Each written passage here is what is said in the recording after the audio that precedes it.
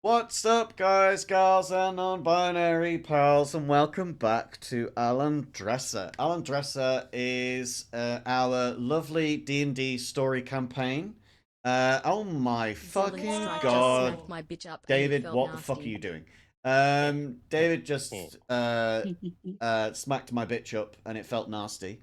By donoing 5 subs just now in stream. We're at our level 2 hype train, you absolute lunatic. Thank you so much.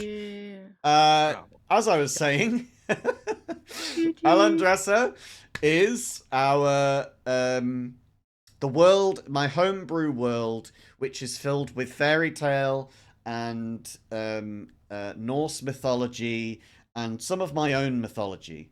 I have created many of these stories from scratch. We have also shaped many of the fairy tales that you see here in a way of I have tried to reimagine what was the real story behind that.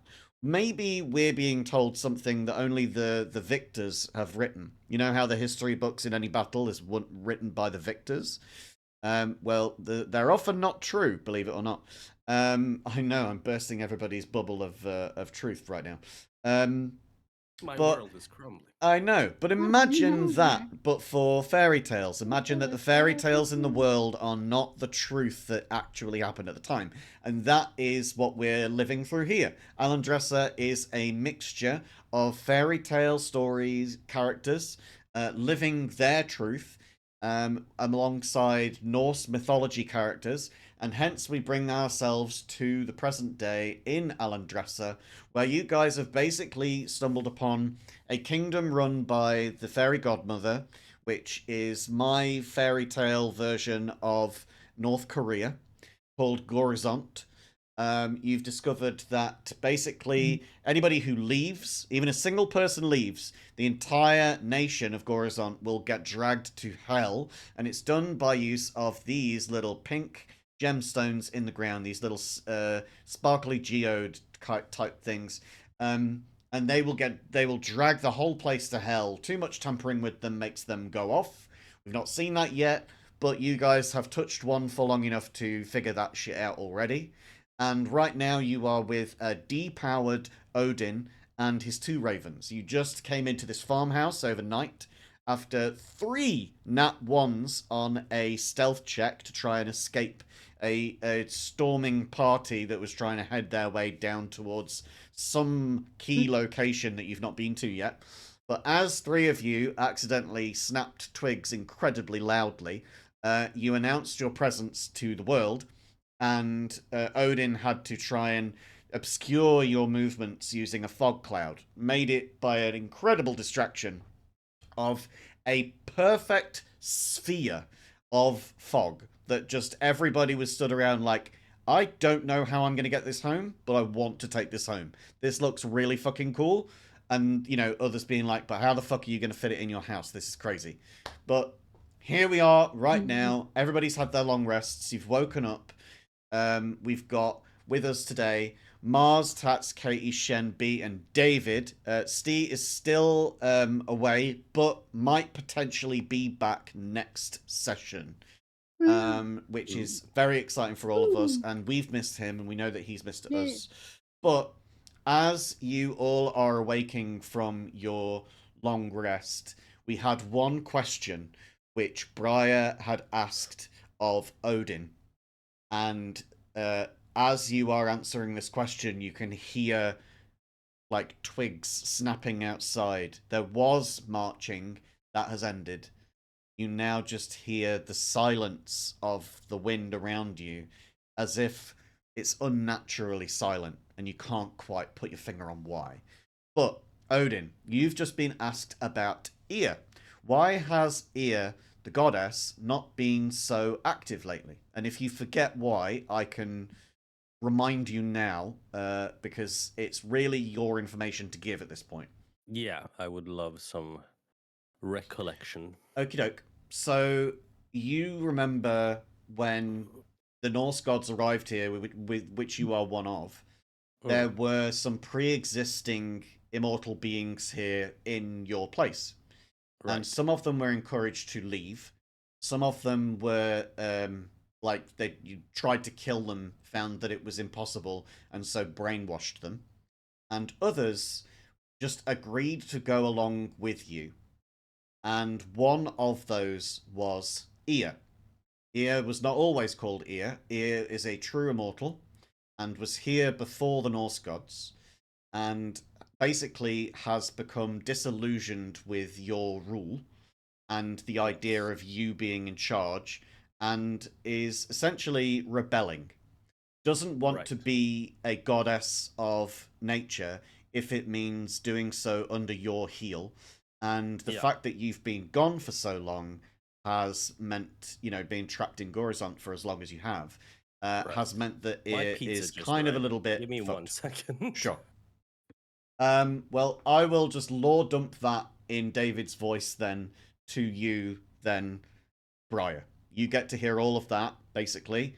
That, yeah, there were gods before this lot, before Odin. Ea was one of them. Ea was the goddess of nature and was encouraged to be a goddess of nature for the Norse pantheon instead. Accepted it to begin with, but then as time grew on, and things, people became long in the tooth.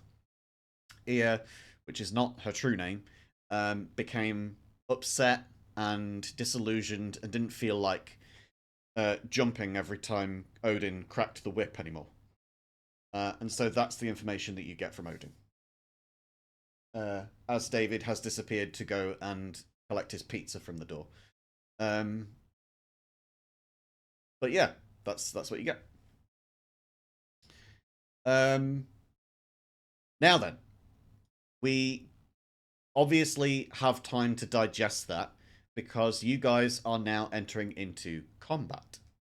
And combat, you are about to find, is not going to be particularly straightforward. This, of course, is a higher level for all of you because not only are you a 6-person party, but you are 7, including this level 15 god in your party right now, Odin. And I have returned. So I've just said that Odin said all of that. It's fine.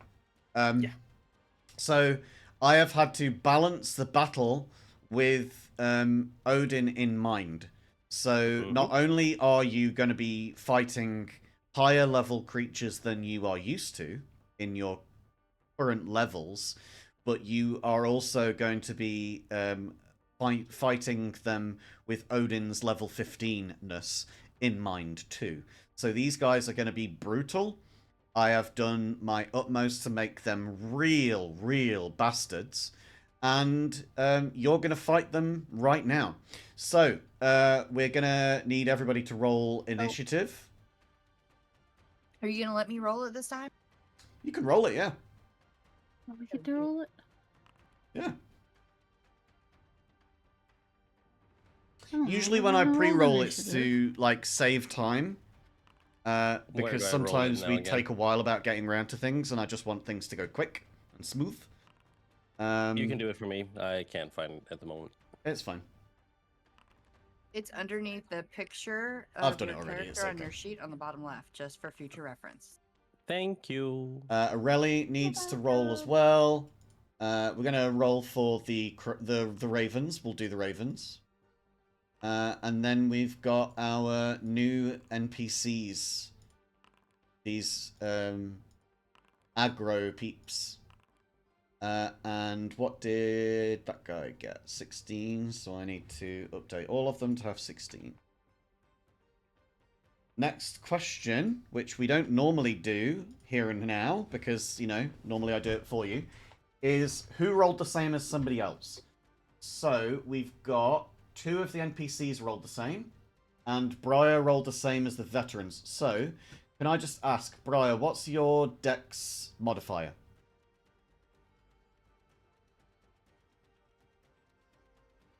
1 second. My dex modifier is +1. Okay. What's your total dex score? Is it 13 or 12? 12. 12. Okay. Then the veterans will go ahead of you. So let me see. I'm gonna have to shift some numbers around.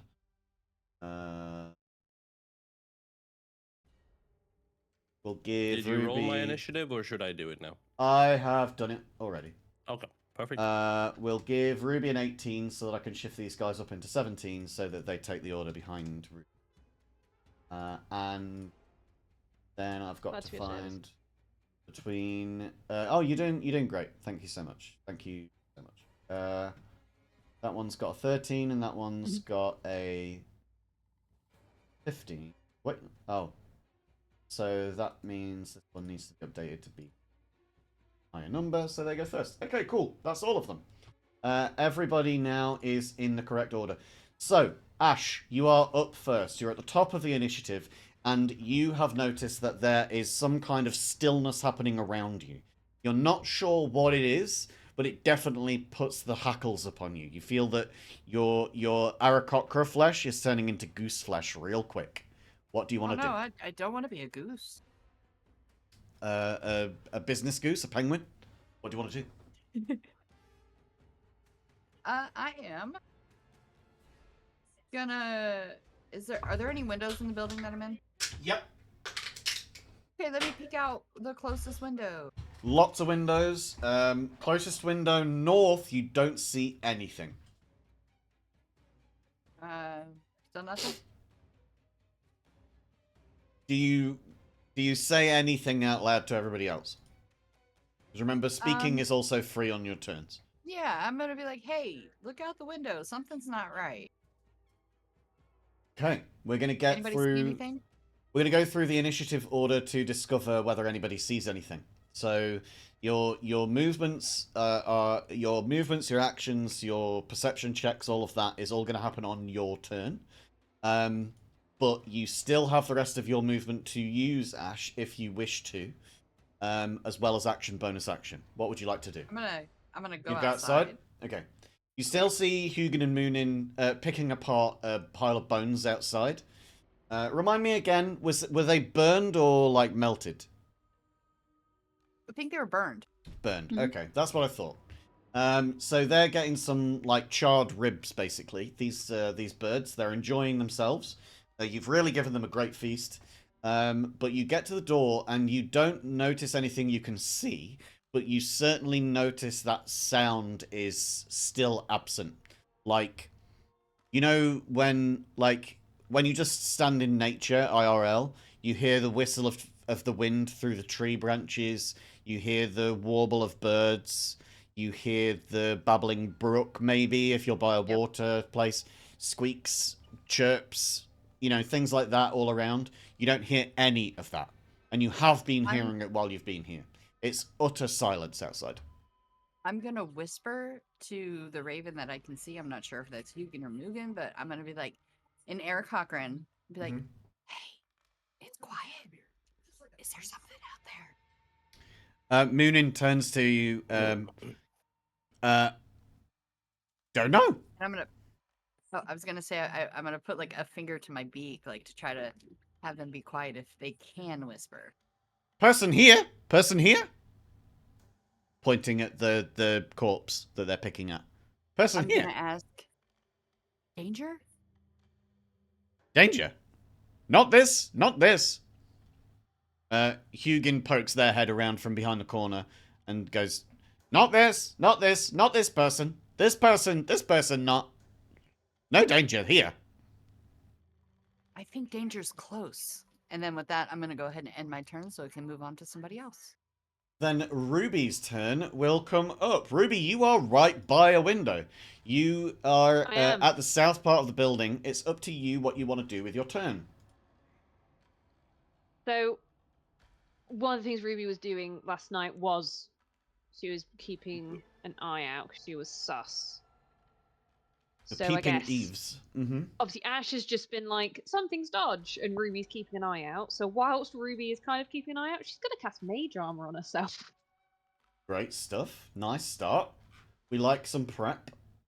So we'll just give you that Mage Armor effect, so you have that on your character now. Thank you. And what kind of thing do you want to do besides Mage Armor? That was your action. You've got bonus action and movement. Yep. And of course, an ability check if you want to do anything. Yeah, so because I am specifically looking out, I want Ruby to be what can she see through the window if So perception check. Ash is... Yeah, perception. All right. Give me a perception check. I'll do perception. You don't Yeah. see anything through the window. I don't. No. Cool. If Ruby doesn't see anything through the window, she's going to be like... Still feels slightly sus. She's going to back away from the window so she doesn't get shot at. Okay. And maybe we'll go join Ash outside. Yeah. So... Wait, hang on. Oh, I'll go to the door. There we go. Yeah. That's about as far as I can go. You definitely don't see anything outside. No. If I don't see anything, Mm-hmm. I'm not going to be stood next to a window when Ash is like something sus. Cool. Cool. That's me, I guess. Great stuff. Well, now you start to hear something. You hear the clunk, clunk, clunk of metallic armor. And you don't know where it's coming from immediately, but Odin and Aurelie, you definitely see somebody walking past the window on your side of the building.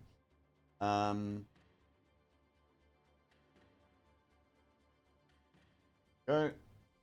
And let's go. Okay. In fact, he's gonna in there. All right. So yeah, Odin, you do see somebody walking past the window. Same as Aurelie.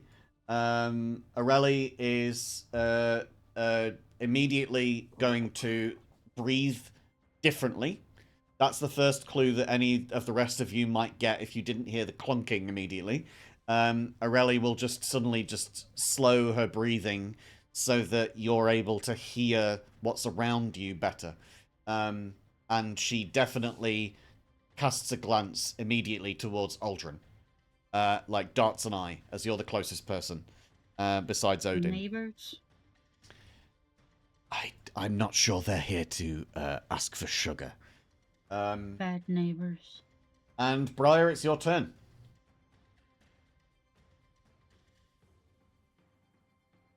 Okay. I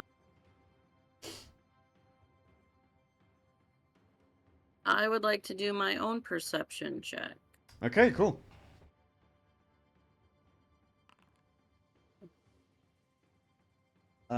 From the position that you're at there, or do you want to move first? Are these the windows here, like these markings? Wherever if you click on your character, any window you will be able to see a slit of light through. Okay, gotcha. But yes, those markings should all be windows. But the easier way is just to click your character and you'll know what windows are. And Ash and Ruby are by doors. Yeah, they're basically... Ash is outside the door, Ruby is about to go through it, I think. So yeah, you can do what you need to do.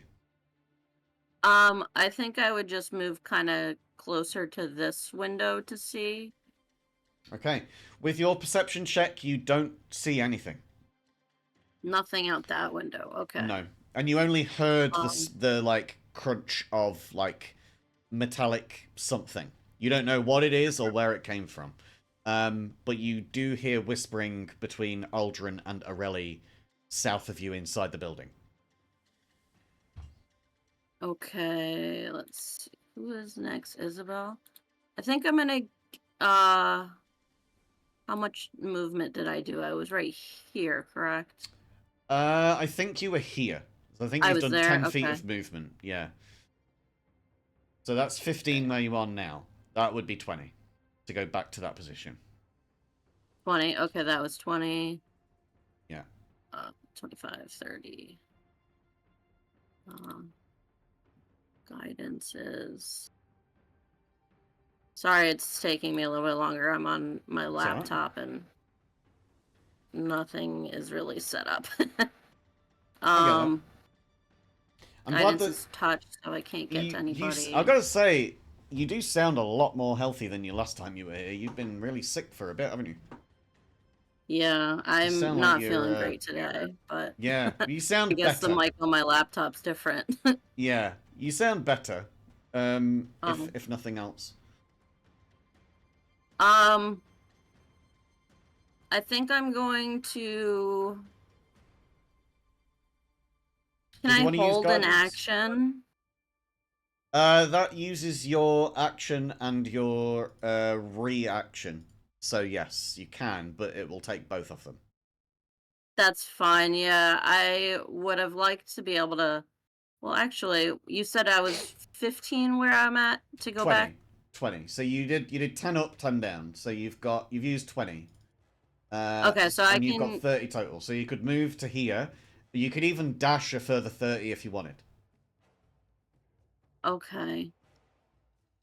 Where's Ruby in the turn order back up at the beginning? Yeah, Ruby's in Alright. second. You're in like fourth after the vets. Alright, so I'll use the rest of my movement to get next to Ruby. I'll place my hand on Ruby's shoulder and give Ruby guidance. Great stuff. Thank you. And that will be my turn for now. Okay, we'll move on to the next person. If you could just cast guidance into the chat for me. Oh, yep, my bad. Then the next person is going to be Isabel. Isabel, you are inside of the building. You are similarly unsure about what's going on around you.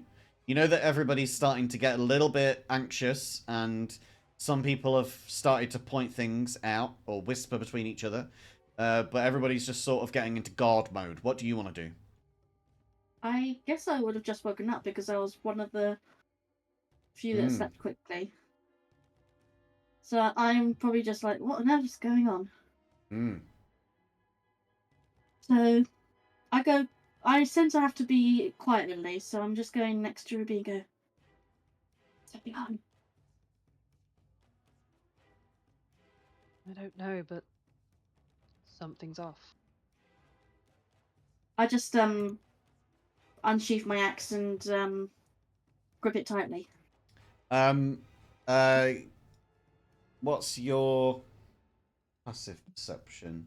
12. Ruby, as you're looking down towards Isabel, Isabel wouldn't see this because Isabel's passive isn't high enough. Yours is 14, so I think you would see this over Isabel's shoulder. You would see Aurelie sort of miming the look of a soldier marching with body movements rather than saying it loudly, but like trying to catch your attention and be like, soldier, soldier. Also, there's the remember that you taught each other different sign language things. I don't know whether you would have pointed those out to Aurelie, since it was Stee with Victor who taught you them. Does Aurelie know about your little sign language things, and would you have told her about them? Well, the key thing is whether was it Thieves' Cant specifically, or did we come up with our own? Well, I can't it is remember. based Thieves' on. Cant. I'm assuming Aurelie speaks it. It is based on Thieves' Cant, but you came up with your own hand gestures for what each word meant. So, it really comes down to whether you told Aurelie what those hand gestures were.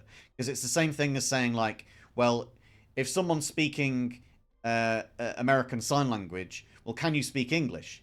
Well, yeah, it's the same. It is the same, but it's not the same. You need to also know what the hand gestures are. Because Aldrin overshares everything. I think that would be in character for Aldrin, so yes, we're going to go with yes. Yeah. So I've also got it written down, like in my notes specifically, Thieves' Cant and the words that we've done. So Yeah. I imagine it's Thieves' Cant specifically. I swear that's what Steve said. And yeah. So there was the word components, but this is the hand gestures, is what I was getting at. But yeah, Aurelie, without saying the words in Thieves' Cant, does give the hand gesture for danger and tries to like mimic the movement of a soldier like marching. So you get that from over Isabel's shoulder, Ruby. Okay. Okay. But it's not my turn, so I can't do anything, right? Well, you could talk since Isabel spoke to you, but yeah, you talking on other people's turns is okay. Okay. I guess I'll whisper so that I guess Briar and Isabel and potentially Ash can Mhm. hear of just. He says there's soldiers coming. Oh, that's not good. Still Rush Isabel's when- turn. What do you want to do with this information, action and bonus action wise, Isabel? Would it be unless I get injured next time? I don't think there's any point doing a rage. Okay. Is there? What would you like to do then? If we already could see soldiers where they are, Mm-hmm. then it only makes sense that I go back towards her. So, that's not Like back towards those windows? next to Odin, I guess. All right. Then you take up place there. Is that the end of your turn? Am I allowed to hold an action? Yes. It takes action and reaction, but yes. What would you like to do? Oh, hold on, maybe a hold bonus action. Can I do that? Yeah, we can. I mean, it would still take your action from this turn, so yeah, you could do it, but it would still be it would be something that you're basically like. Imagine the equivalent of upcasting a bonus action. So, what is it that you want to do? Can I initiate rage as soon as I get attacked? If I get attacked this round, Oh, yeah, no, you could do that. Yeah, that way it should. I'm If cool in with that, theory, yeah. it should lower my damage the minute something tries to attack me. Yeah, because it maintains until the end of your next turn. So yeah, you'd be good for that. Okay, I'm holding then. Okay. Then it is now Hugin's turn. Hugin is. I'm gonna roll for Hugin to see whether Hugin wants to find out whether there are people around. So they're gonna roll an insight check against themselves, and they get a 19. So Hugin is going to fly directly up and is just basically going to be at this position to see whether they can spot anybody around and about. They're going to roll a perception check. We'll do it with advantage because they have the sight of the world around them, and they only get a 12 with their perception check. So unfortunately, they don't see anybody. Now, however, it is one of our new NPC's turns, and this one is going to do something. We're going to do this.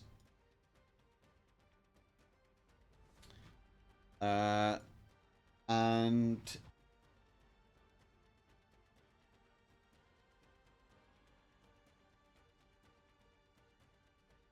okay.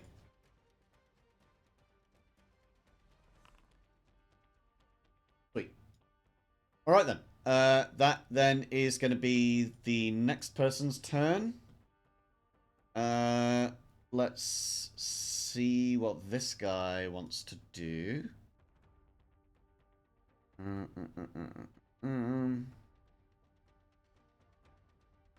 Okay.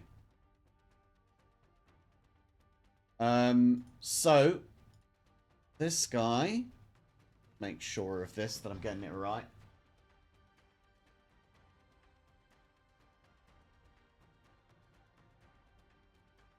See what distance we're at. Yes, perfect. Okay, so you end up getting at this window a sphere of darkness appears. But you don't see where from, and you don't know anything more than the fact that you are now stood in pitch black darkness. This is magical darkness, so standard dark vision need not apply. Yule Father, Odin, Grimner, it is your turn. Yeah. As Odin is affected by this, Mm-hmm. he first of all does the old man reaction. What's going on? Mhm. before realizing what is going on. And he will attempt to counter this with Dispel Magic. Oh, very good.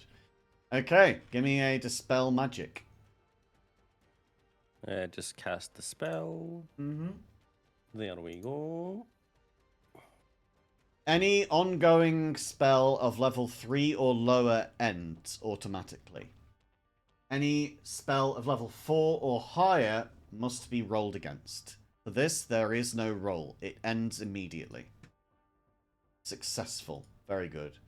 Now you've got your you've got the rest of your turn to use. What would you like to do? You've got bonus action and movement. Yeah. And you know that someone just walked past this window. Definitely going to yell out. We are surrounded. Be ready. Okay. And as for movement, yeah. I'm going to walk a bit more towards the door, but going to do so a bit apprehensively, just to not immediately be squashed by anything. All right, I'm good. gonna stay right there. I think that this would get Hugin and Moonin both into action because they're hearing their master calling, we're in danger. And so they're not going to be rolling against themselves on the next turns. They're just going to be helping you out, whatever you say to them. They are familiars, so they can't take the attack action. But familiars do have a very useful quality, which is that you can cast spells through them. So if you wish to apply a spell with distance of touch to an enemy, then you just need your familiar to be next to that enemy, and then the familiar touches them, and then you cast that spell with touch. One of the useful things of having a familiar when you are a spellcaster. Something that Aldrin has in their future, their very near future. Mm-hmm. But on their own, they can't cast harmful spells. They can't do attack actions, for instance. Only if they have a stat block for that. And speaking of Aldrin, it's Aldrin's turn. What would you like to do, Aldrin? Little slow Aldrin is gonna kind of stay put, keep watching out the window here. Mm-hmm. Thinking if we're surrounded, it's good to keep eyes going in all directions. You But can also definitely, keep from an where you eye- are, you can definitely see this veteran here. Okay. We're keeping an eye on the fireplace, an eye on this veteran, and an eye out the window here. But I think we're gonna move. Is there any kind here of to do action that you want to ready, or do you want to attack this veteran at all? Aldrin's apprehensive about making the first move. Mm-hmm. Understandable. I think. Do you want to ready an action then, maybe? So that if somebody else attacks someone, that you can have something ready before your next turn? Or are you going to hold on to your reaction so that you can use that instead? We're gonna pull out our vicious dagger and hold on to that and be ready with that, I think. Okay, so to ready an action, you have to say what the trigger is and then what you're going to do in response. So if the trigger might be, if an enemy walks within 5 feet of me, I'm going to attack them with this knife. That would be the kind of thing that you would have to say. So is that the kind of thing that you're doing? But if a hostile enemy. Right. Okay. If a hostile enemy between now and your next turn. Peaceable, if we're having conversation, I don't want to stab first. I want to listen first and then no problem. stab. So just so everyone's, because there's a lot of readying actions going around, and I love this. The fact that you're getting this ready. This is 100% what you should be doing in this scenario. I do just want to make it clear. Although I've mentioned that it takes your action and your bonus action, that means that you are spending your action and not your bonus action. Sorry, your reaction. It means that you're spending both of them on your turn, which means that if someone, say, left your threatened area, then you wouldn't be able to use a reaction to do an attack of opportunity. because you'd already readied an action before that point. So you'd already lost your reaction in that moment. Just so that everybody's clear going forward that I'm not robbing you of that or hiding anything from you. But yeah, that's what happens when you ready an action. You lose both of them. Okay, it's now Aureli's turn. Aureli doesn't have any spells. Has a rapier, a dagger, and 3 darts. Actually, only 1 dart. Why does she only have 1 dart? We'll up that to 3. Should have more than 1 dart. Aureli is of the stealthy mind, and is also of the cautious mind, and is also going to try her best to slip into the background, and so is going to take a stealth roll and go into full cover at this spot here, kind of against the wall. So we'll just sort of like... We'll just sort of like right up here against the wall. Gonna roll stealth to see how well we can hide, and that was a 24. So it's taking the hide action and is hiding up against here, not using any prepared actions, wants to be able to attack if someone comes in. It's now Moonin's turn. Moonin is also going to take to the skies and is going to do a perception check with advantage, but will move first to the front to see from a better vantage point, and gets a 19 and still, unfortunately, can only see 1 veteran. And see this veteran here, because they've been spotted by other people, and unfortunately the others are obscured from where Moonin is at this moment.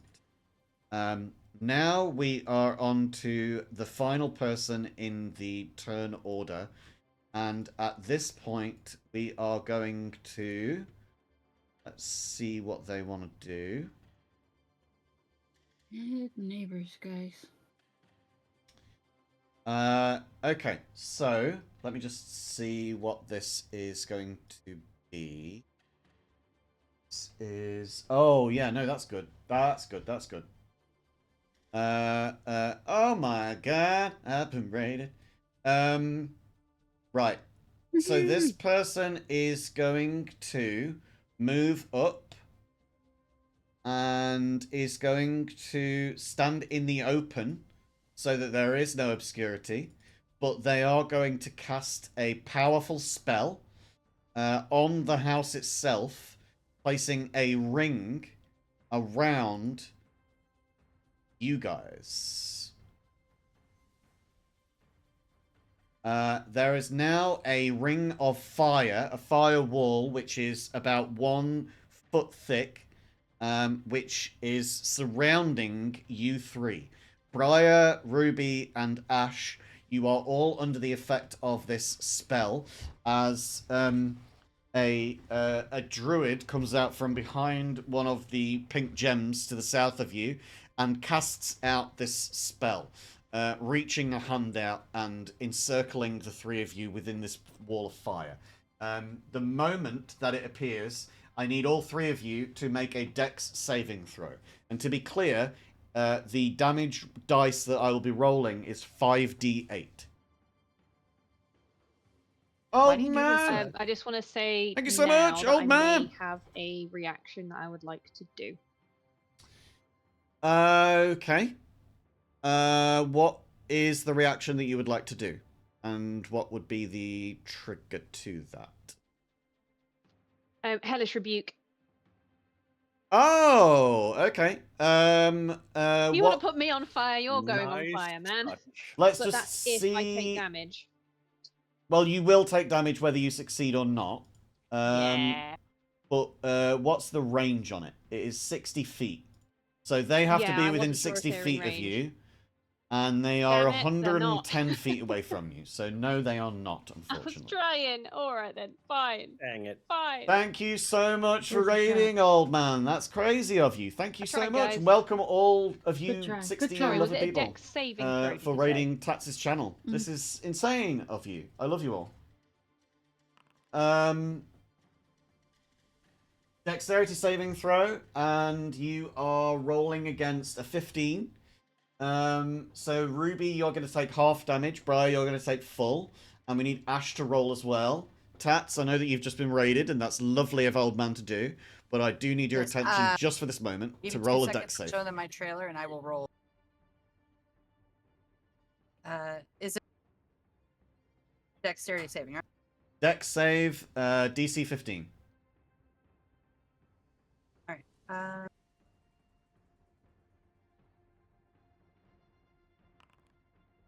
Okay, so that is going to be 2 people taking full damage and 1 person taking half.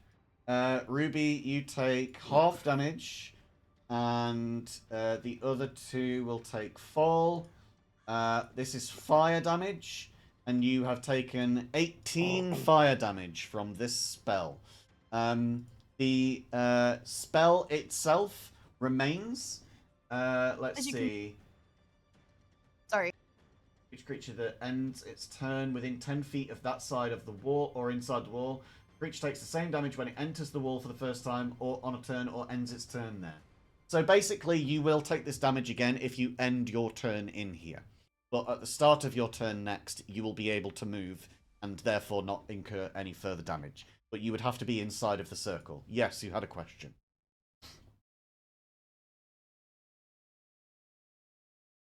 That's. Or did you not? You took the damage from me, right? Yeah, I did, yeah. Yeah, and then you said that at the end, like, if I end my turn in this area, then I take damage again, but I can move out of it, right? Yeah. Okay, is it my turn already?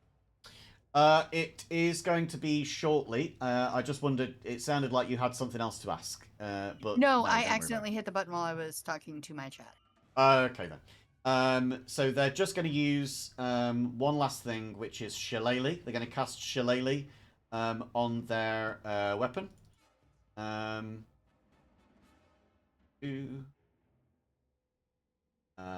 there we go.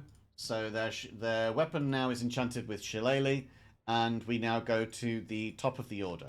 And just so you guys can see, the character that just did that, since I know that you all love to see this artwork,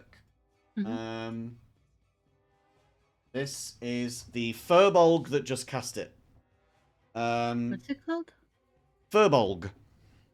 Furbolg. So a Furbolg is like a humanoid cow person. Yeah, my distant cousin.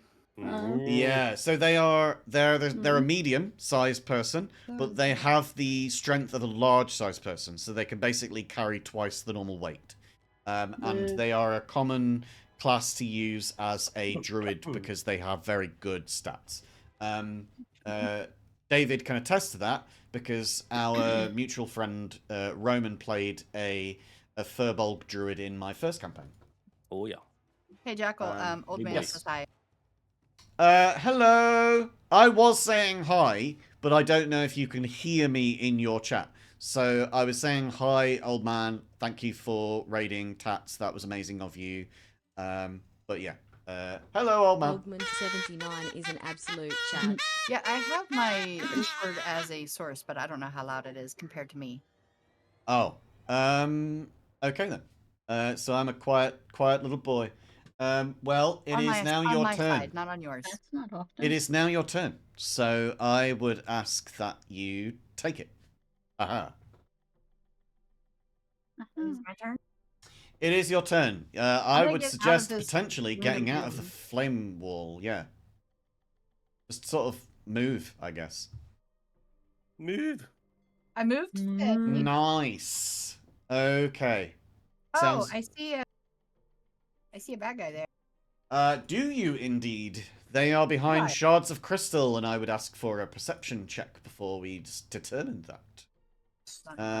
But you may if you want to.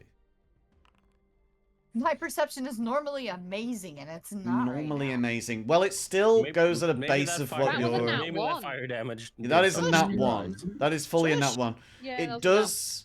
It does go by also what your passive perception is, and your passive perception is 17. So although you have a passive perception of 17, you're still not seeing this guy, and you then, like, somehow manage to fail at looking around. I think that maybe you're getting a little bit, like, caught in the weeds because you've just stepped out of flame and you're probably like still like putting out some of your feathers on your face. I mean, I can't help that I was slightly singed, okay? Yeah, I mean, look, magic fire happens all over the place. It's one of those like it's one of them things that's like a common occurrence, you know, like people tripping over curbs on the sidewalk IRL. It's just one of those natural like problems that just happens every now and then in a fantasy world. Sometimes you'll just randomly explode from magic flames. It just happens sometimes. So is that like spontaneous Birdman combustion, right? Yeah, exactly that. So you've just accidentally, you know, like set on fire somehow and you don't know how. You didn't see who did it because you were just outside the door, but they could see the point that they needed to center this circle on. So they've managed to grab you, basically, with some flame. That's fun. I'm still gonna go ahead and take my starry form Love of that. archer, Great. and I'm gonna fly up Love it. because I'm gonna be a flying starry archer. Love it. No, not attack. Okay. Form. So, for one, you can't see the veterans, but you do see the furbolg that came out of hiding over here. So you're able to see beyond the building to see the furbolg further down. I don't actually see it on my. Is it? No, not on the map. It is right there. Yeah. Okay. No, I can see it on my map now. Yeah. So yeah, you can see them from above the building. You've managed to fly up over this low-level farmstead. You are, you know, a decent enough height in the air that you can spot them. Apart from them, you can't see any of the others. The others are stealthy enough. You don't know how, but they are stealthy enough that you have not been able to spot them yet. Only the guy that walked past the window was the one who got caught out. Well, I don't think it's within 60 feet of me, so I don't know if I can do anything. Let me double check. No, it's about 100 feet from you. Yeah, that's definitely way outside your range. Because Ruby was closer, and Ruby tried 60, and Ruby was 100. So you're definitely Yeah, it was not within 105, range. something like But I mean, I did move 30 feet. I do have another 20 I can move, but that's not enough. So I'm just gonna like hold back my action and offer to help. Well, no, I'm gonna heal myself. I lied. All right, go for it. I hurt myself. Heal away. If that's the end of your turn, then I'll leave you to heal, and we'll move on to Ruby. Ruby, you're inside of a big circle. Wait, can I heal myself with cure wounds? It says it's a touch. Yeah, you just touch yourself. Hey. No, everybody's mind went there. No. That's why I Okay. said, hey. Right. So, Ruby, it's your turn. You're inside of a big circle of fire next to Ruby, and you are starting to get singed. I am next to Ruby. You are correct. I'm gonna leave. I mean, Briar. I'm gonna go 20 you know what feet. I know. I'm just being an ass. I'm just gonna. Oh god. Well, your ass now is let on me go through a fire, door. so move. Let me just actually go through a door. God gravy. So I'm gonna go.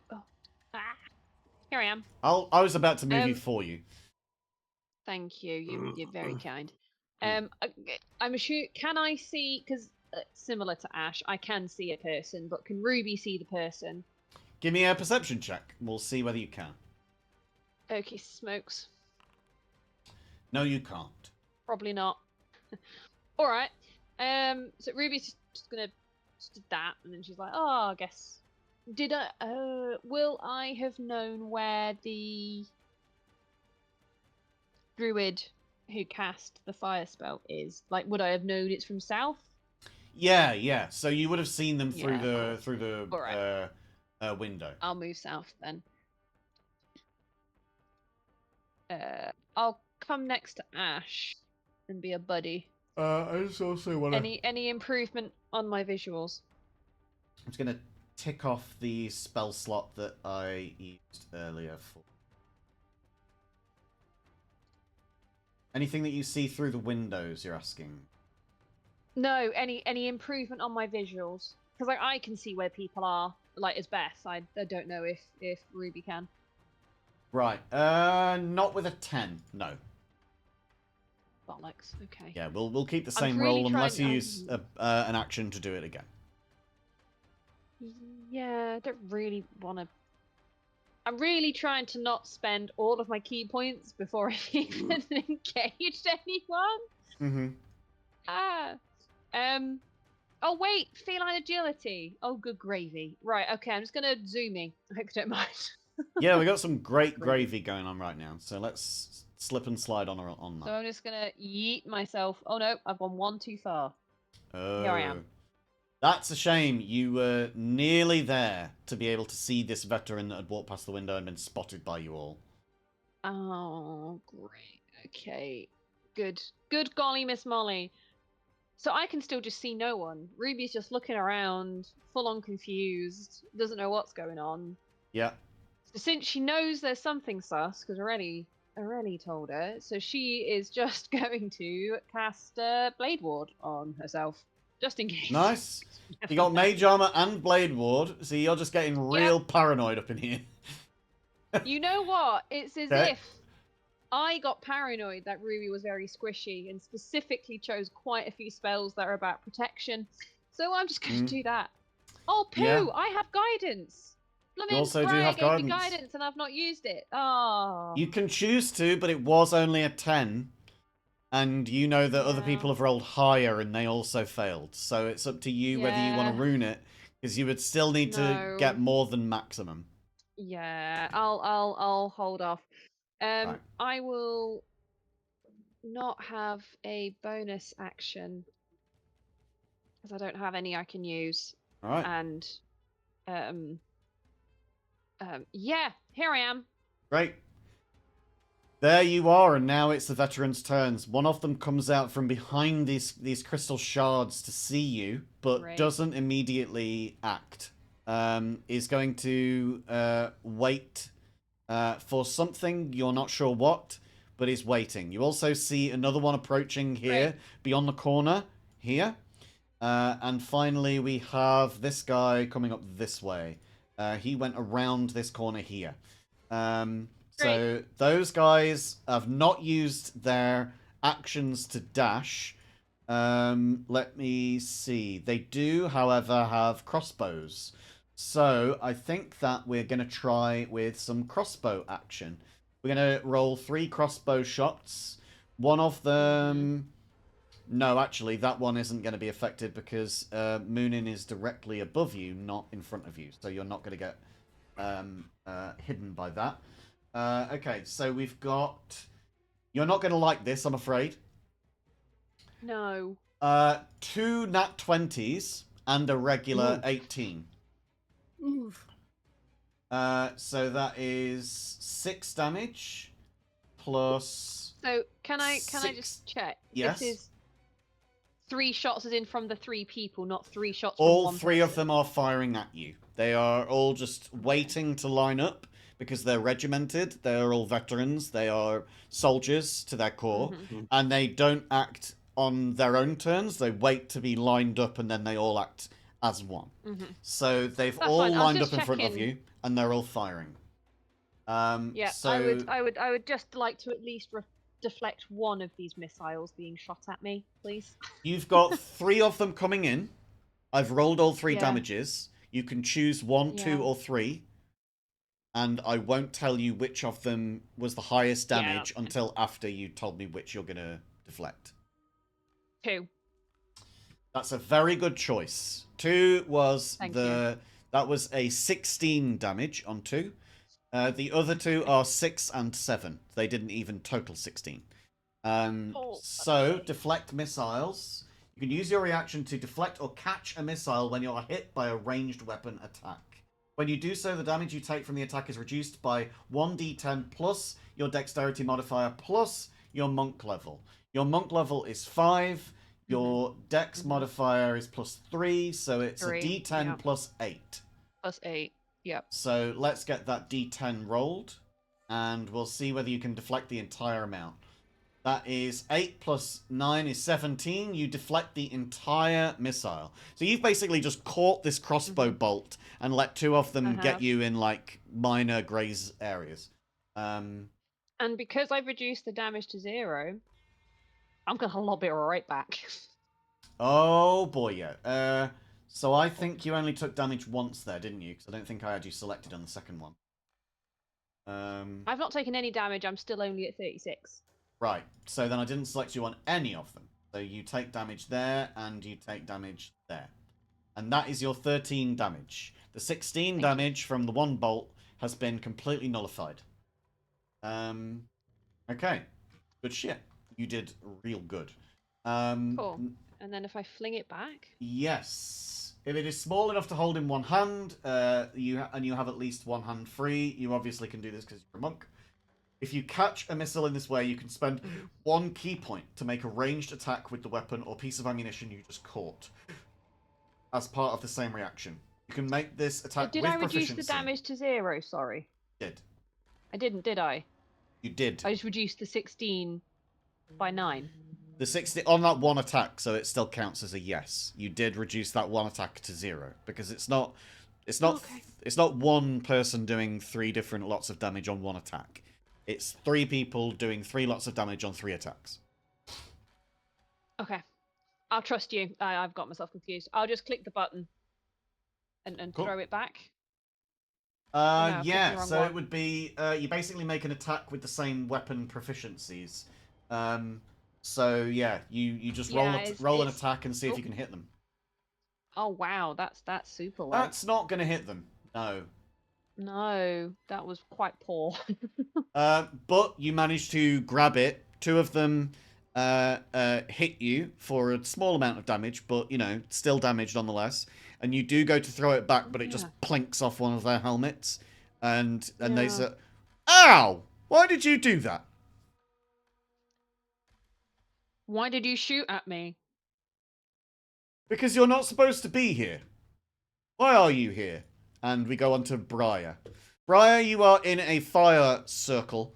If you end your turn here, then you will continue to take fire damage. What would you like to do? I am going to move here. I think that's 25 movement. Yeah, that is.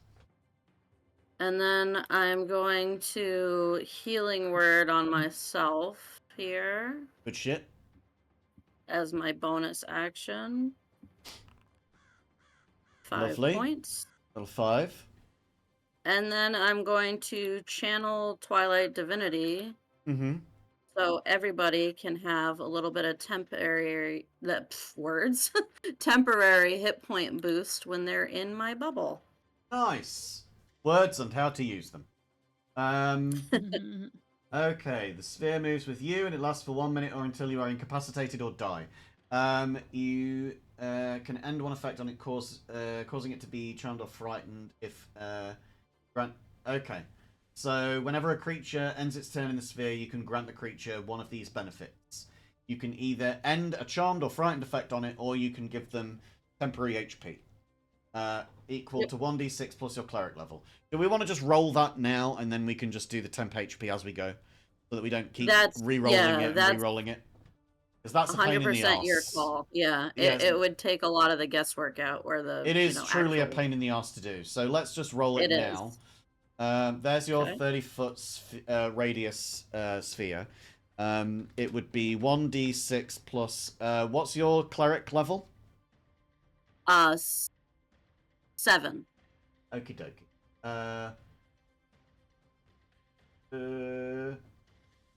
It's your spellcasting ability modifier. Sorry, I got it wrong. Which is +4. So it's 1d6 plus 4 is 6. So anytime that anybody gets into this circle, when they start their turn there, they will get temp HP of 6. And I will just add my own in there right now, so I get 6 because I'm ending my turn. It's now Isabel's turn. All right, I've been thinking. Yeah. It's dangerous, I know. Always. How big are these windows here? They're sort of, 5 feet across. They're big enough to look out of, big enough for a person to fit through, for sure. Is it big enough for a bear to jump through? I would say so, yeah. Okay, first of all, I can't do transformation and rage at the same time, can I? You can maintain rage while you are transformed, yes. I didn't get into. No. They're both bonus actions. Oh, true, yeah. Well, I mean, okay, so let's say. Oh no, they've already taken their turns, haven't they? But they will get their turns again before it's your turn next. So basically, you're wagering on whether they will attack you if you turn into one now. Because you could use your action to do one of those. So you can do both of them in the same turn, you just can't attack in that turn. I kind of just wanted to leap at one of them through the window, the one that's by the window, in a bear form. You could leap, but it would be a grapple attack would be an athletics check, and that's an action. So you would be turning into a bear and then doing the grapple attack. I would say, though, that you can go into a rage once already transformed. So you could just do it on your next turn if you wanted. Up to you. It's either rage now and attack as a human, or change now and attack next time with rage. And just regular this time. As a bear. So I can change into a bear and grapple him without raging. Yes. Like leap on top of him and struck him down. So the grapple, if you were raged, you would have advantage on the athletics check, but you wouldn't have that as a bonus. You would be able to still grapple, but it would be your athletics against his, and it would both be flat. Makes sense? What's a bear's athletics? Because mine one's pretty good as well. I'm just about to whip out a bear. Let me have a look. Are we going for black bear or brown bear? What's your CR limit now? Tough. I mean, What's your CR limit? What level are you able to turn into? Where would I find that? Wild shape. CR.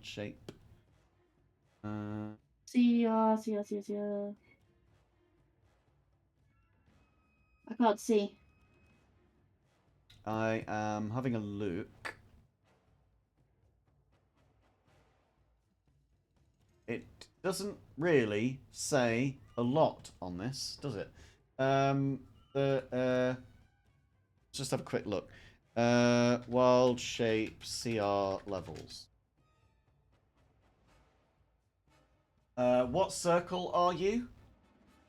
What was I? Circle of the Moon. Which Circle of the Moon brings the number down. Then I think you can get a higher level with that. A lot of text here.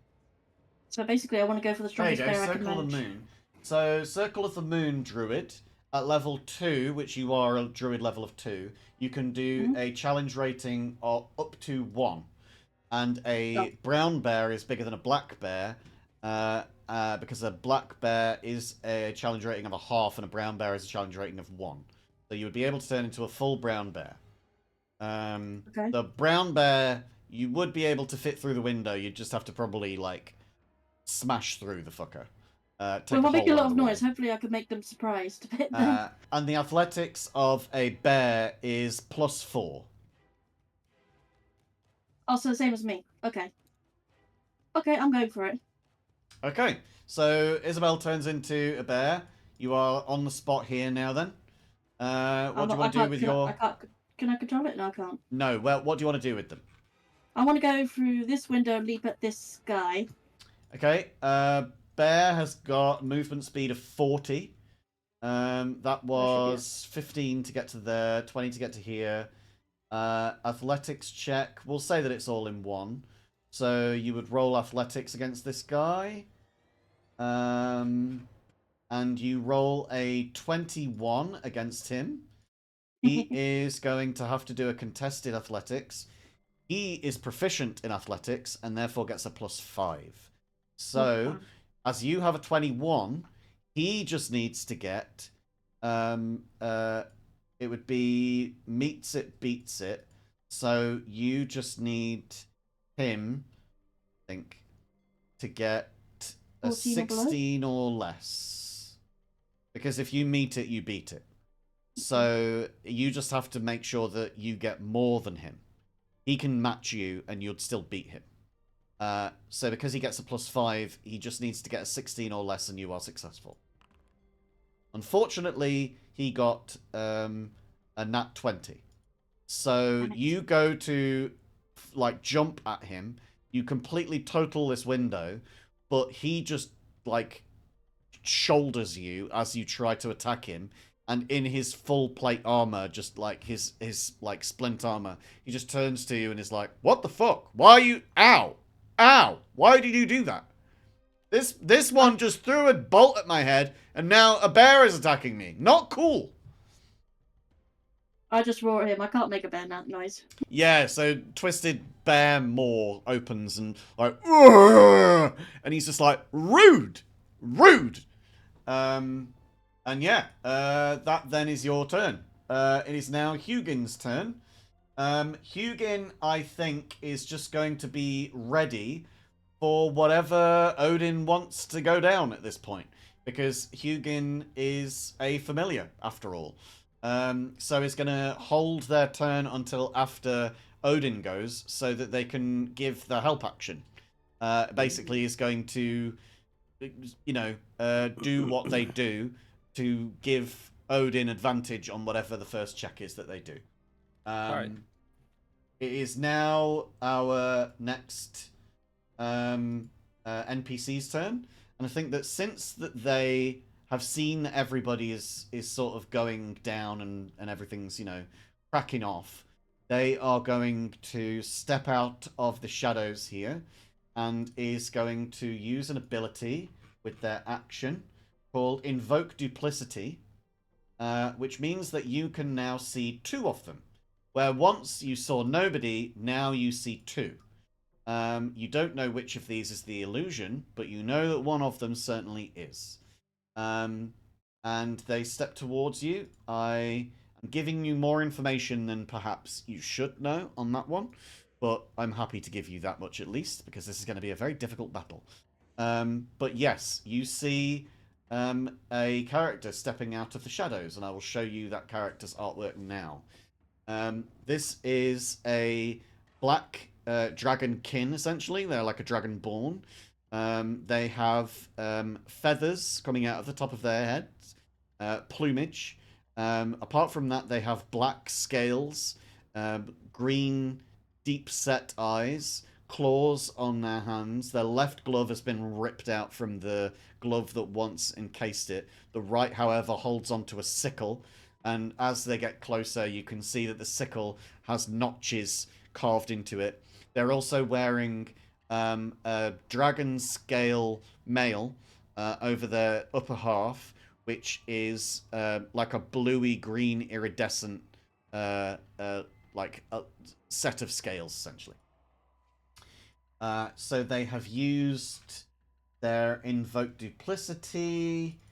Invoke Duplicity is, let's see, an action, and they've used Move Illusion so that it moves with them as well, and so that's their action, bonus action, and movement, and that is the end of their turn. That then is going to be our final NPC's turn to come out of the shadows. And this one does so. This guy does not have particularly many spells at his disposal. He's not really that kind of a guy. He's a bit more just chill than that, but chill in all the wrong ways, as it becomes apparent to you. He steps out from the shadows and is just going to move his full movement and then a dash to get up here towards Ruby, and is going to hide there. And this guy, let me just get his artwork up as well. This is a turtle. This turtle is wearing full plate armor. He's got the helmet in his hand there with some feathers like laying over one of his feet. He's got a tattoo on his the middle of his head, which matches a symbol on his halberd and on his armor. I thought that And was like a he third eye for a second. steps in. That's why I mentioned it. He steps in towards Ruby, and just looks towards Ruby on his turn and goes, "You shouldn't be here. I think that you're probably better to go. But don't worry, we'll help you go. It's fine." And that is his turn. It is now Odin's turn. Odin, you've got advantage on your first check. Helped Yep. along by Hugin. What would you like to do? I have a question. What? I might have an answer. Yeah, you might. What would be a reasonable? Because I'm considering wild shaping and doing quite a wild shape. Yeah, it just seeing has to be a as- beast that is up to the challenge rating and is something that you have seen before. So it's got to be a Right. beast, and it's got to be Mhm. something that you've seen before. Right. Now, how do I check what challenge rating I can? What's your druid level 6, and you are circle. You're not circle of the moon. That's crucial. Level 6. Other circles, you have a challenge rating of 1/2. 1/2. All right. So yeah, you are 3 times the druid that Isabel is, and yet Isabel, being circle of the moon, can do twice the damage of you can, basically. Yeah. Because of Isabel's choice. But you are a circle of wildfire, so you know you've got other benefits. Okay. That limits my thinking a bit, but still. Mm, mm, mm.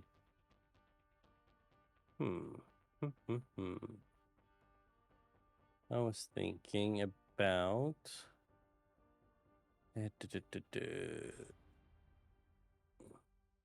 So what you can do as a wildfire circle druid is, instead of turning into a beast of your own, you can summon a primal fire spirit. So you can use your action, you can use one of your wild shapes, and you summon a wildfire spirit rather than assuming a beast form. And basically you end up with an elemental that follows your commands and causes fire damage. I might just do that. Okay. It's also friendly to you and your companions and obeys your commands. So you should see it in your features list. You go on the third tab, you'll see wizard features and then druid features below that, and you just go on summon wildfire spirit. There it is, right? Yeah. And summon.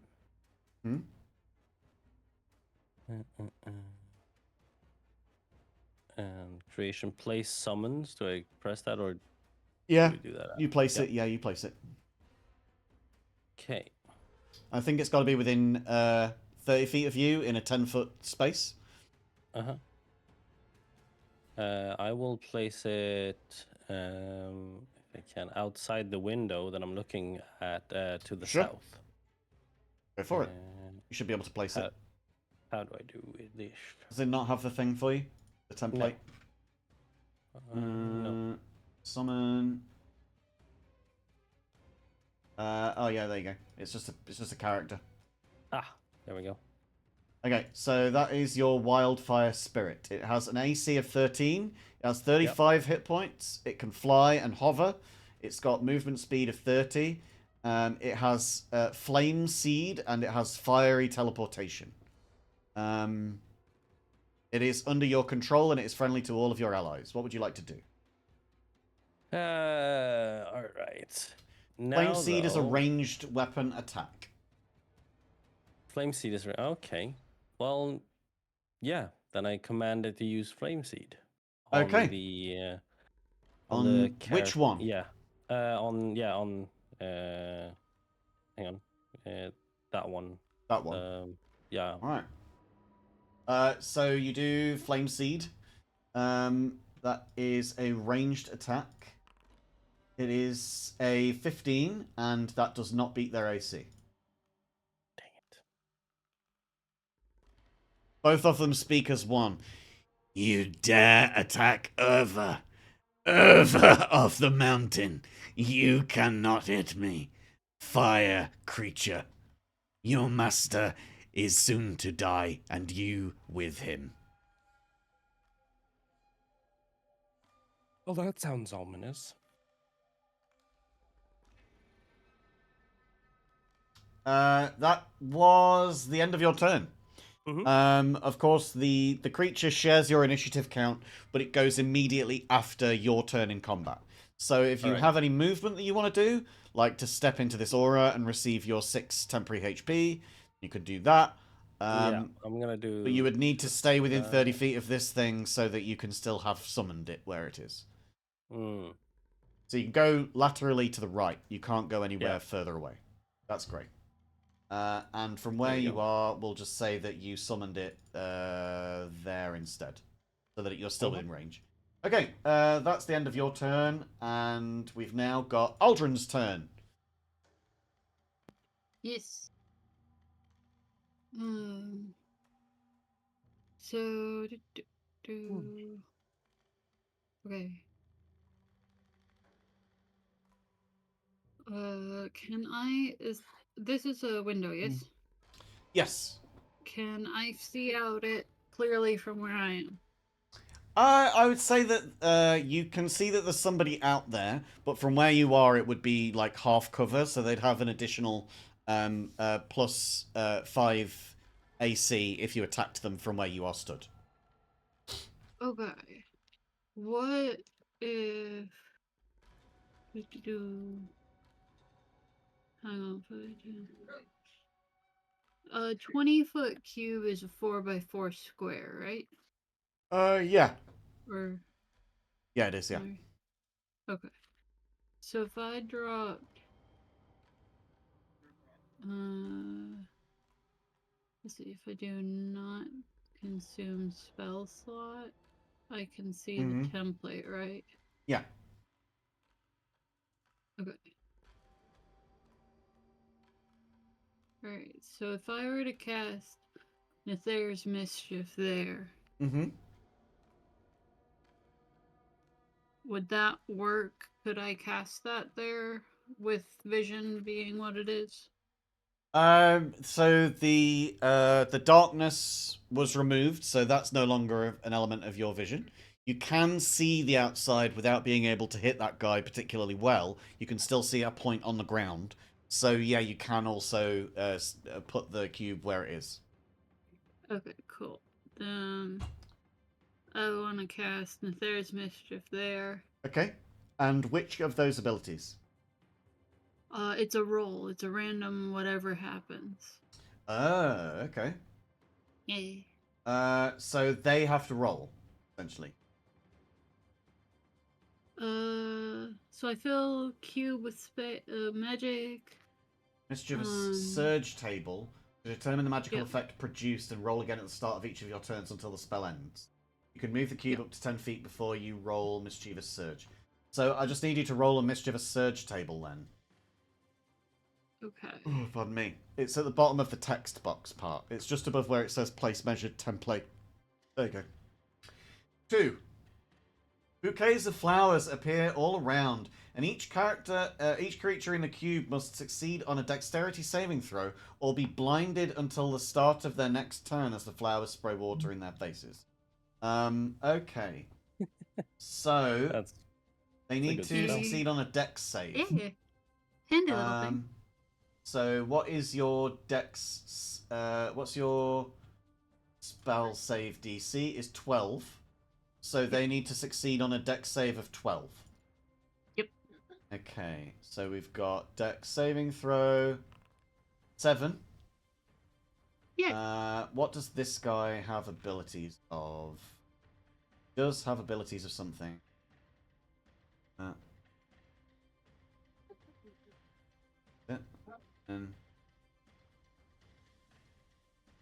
Okay, that's not... Okay, neither of those do anything, so that's great. So, We've got Mako. Mako, our turtle. He is going to make a dex saving throw. Gets a 14, so he succeeds. Mhm. And our other veteran is going to make a saving throw. Gets a 15, also succeeds.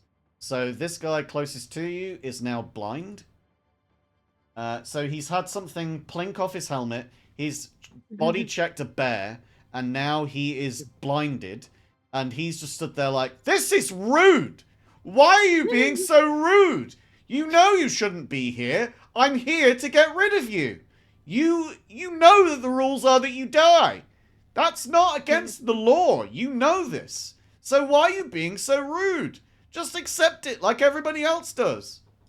No, thank you. Rude! So he is then... There's Mischief blinded. There we go. Right, so you've used that. You still have movement, and you've got your bonus action. What would you like to do? Scoot. You take 6 temp HP, and you've got a bonus action to use if you want to do it. What do you want to do?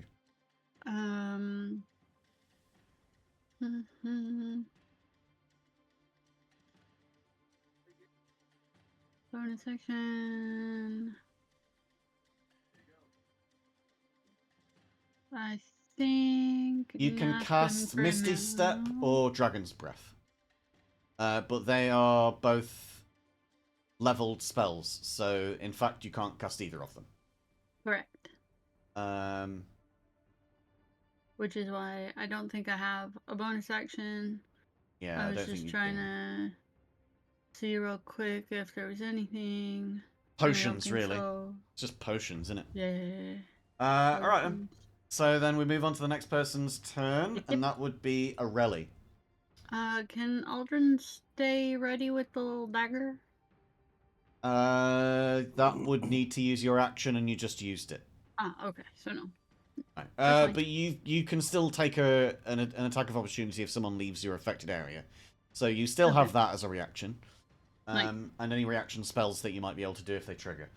Okie dokie. So it's now Aurelie's turn. And Aurelie has a dart.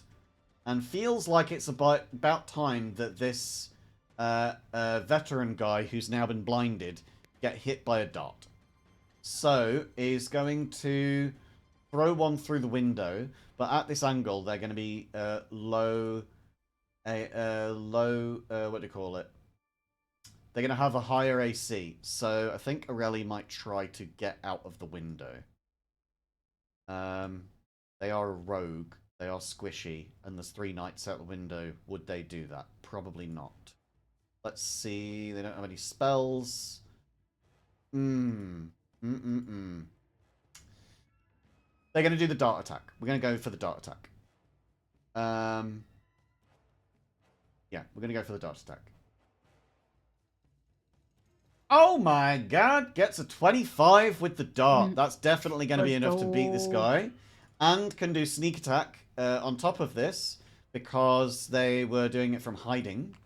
So that's going to be that, plus sneak attack is another 5. So this guy who's just been blinded, had something plink off his helmet, body checked a brown bear, has just also been attacked in the neck with this dart that Aurelie expertly throws out the window with a flick of the wrist.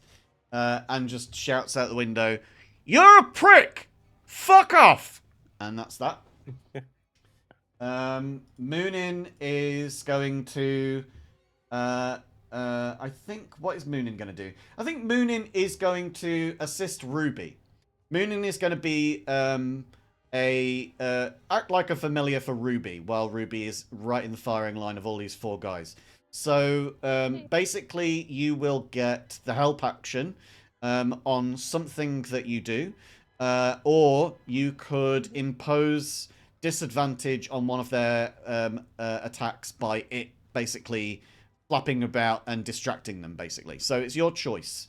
But Moonin is going to be prepared for that, and is going to ready an action to do whatever you say when it comes to your turn in 3 turns' time. However, we now have to get back to the end of our turn order in this, our second round of combat. So many players here that we have taken an hour and a half to get to the end of the second round of combat. We are back to our Furbolg, whose name, by the way, is Tsonkenu.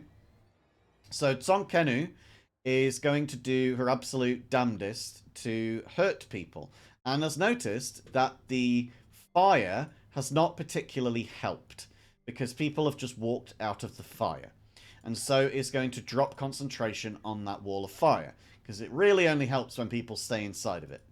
So we're going to remove that from the doorway there. But Tsonkenu is going to try her absolute best to see what she can do. And is going to, I think, let's see. Ooh, this one might be good.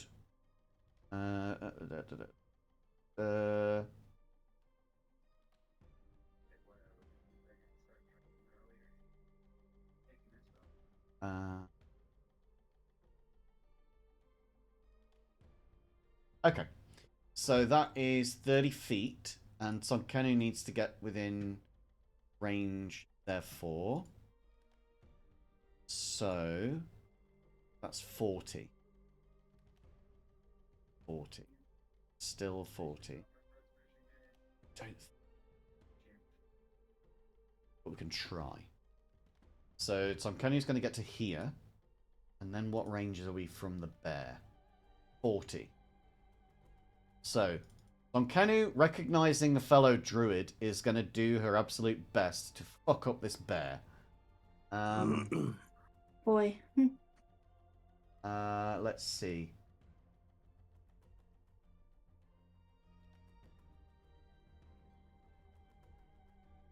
Okay. Yeah. Okay. So, he's going to cast a spell called Ice Storm.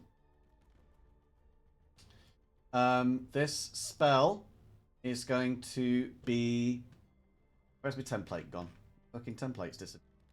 This spell is going to be centered on a point that they can see within range, which is going to have to be somewhere on this line. So it's going to just center it on the bear, because that's all that they can really feasibly do. It's going to affect our friend, pal, veteran out here, because it's an area of effect and he's inside of it, but he is going to be affected by this, and it now means that everybody inside of this new circle here needs to make a DC 15 Dex saving throw, or you are going to take the full damage on this. If you succeed, you will still take half of the damage. You I might will have to do do it for the me bear. with Don't bear worry. stat. I'll do it for the bear. You get a 5, Yeah. and you fail. I need Ruby. I need Odin to both do. Ruby's got a this stretch as well. break. Oh, have we? Okay, I didn't see that in chat. Okay, so that is a success from Aurelie, a failure from Ruby, and I'll do it for you as well since I'm doing it for everyone else. A failure from Odin. Did you have to just roll me a nat 1 just as I sat down? You were apparently away from the computer on a stretch break. I didn't know. Say that. I didn't know whether that was, you know. You can roll it yourself if you want. What, and you still take the nat 1? Yeah, but, you know, let's roll and see what you would have got if you were sat here. Well, I don't know. Maybe I'd want to use my guidance or help. I don't know. All right, I'll roll it and see. Well, we did say that you could do a... Oh, there you go. You see, you would have succeeded. It's up to you whether you would use your help action from the bird to help you with this. I did say that you could get advantage on a saving throw, I believe. Oh, well, if I rolled a nat 1, I'd want advantage on it. All right. So then you get the 18 and you succeed. So Ruby and Aurelie will take half damage from this ice storm, but Odin and the bear will take full damage. The damage is going to be 23. So the bear takes this 23 and becomes bloodied, and Odin takes this 23 And I also... Oh no, it's a wild shape, it's not concentration, so that's fine. So your fire spirit is not affected. Ruby, you get half of this as well. Why not? We're giving halves out to everybody who wants them. And the veteran also needs to roll this saving throw as well. Gets a 21 and succeeds, but will still take half damage. And now turns around to Tsonkanu and says, "Sorry, but Rude is blind and doesn't know, therefore, who is doing it. Doesn't know that it's his own person, his own team. But it's like, why is everybody attacking me? This is not fair. Just accept that you need to die." It is now top of the order. This is going to be the last round of combat before we finish, I predict. Because we're going at a slowish pace at the moment. So unless you can pace it up, get quick, then we'll only have the one turn. Let me ask again for clarification. What is this big circle I am in? You have Is this started your Briar's? turn in it. It is Briar's area of effect for temporary HP. So you can add 6 temp HP. Yay! Let me Because just you 6 or I started gotta your roll turn the in there. 1d6? No, you're just adding it. Because we take too long with everything already. So we're not rolling individually. We're just taking the 6. Yeah, we're just going to go for the 6 because everyone's taking a bit long. Okay, I'm sorry. It's alright. Now you've got your action, bonus action, and movement. You can see that Ruby has just been affected by this ice storm. Yeah. What do you... Alright, I'm gonna come to this little edge of the circle right here. And I'm gonna shoot at this guy. My luminous arrow. I am just making sure that this thing disappears. Let me just... Okay. So, it does disappear. The circle. However, although there is no longer an ice storm there, it does leave a difficult terrain on the ground. So there is now hailstones on the ground, effectively making it slippy, so it will take twice your speed, twice your movement, to be able to walk through it. If you're flying, it obviously doesn't affect you because you're flying. But anybody that's on the ground walking on it will have to take twice their movement speed to be able to go anywhere. Yeah, I'm in my archer form, so I'm flying. Right. I'm going to shoot at this one right here. Cool beans. Give me an attack roll. Oh no! A nat 1 will mean it hits you, so give me damage. Hey. Ah no! Why? Okay, you take 11 damage from a misfired shot that accidentally thuds into your own shoulder. It hit my own shoulder. Wow, I'm so special. These rolls suck today. So, that didn't work. Well, that was your action. Oh no, it was a bonus action. No. Yes. No. Yes? Yeah, let me reread it.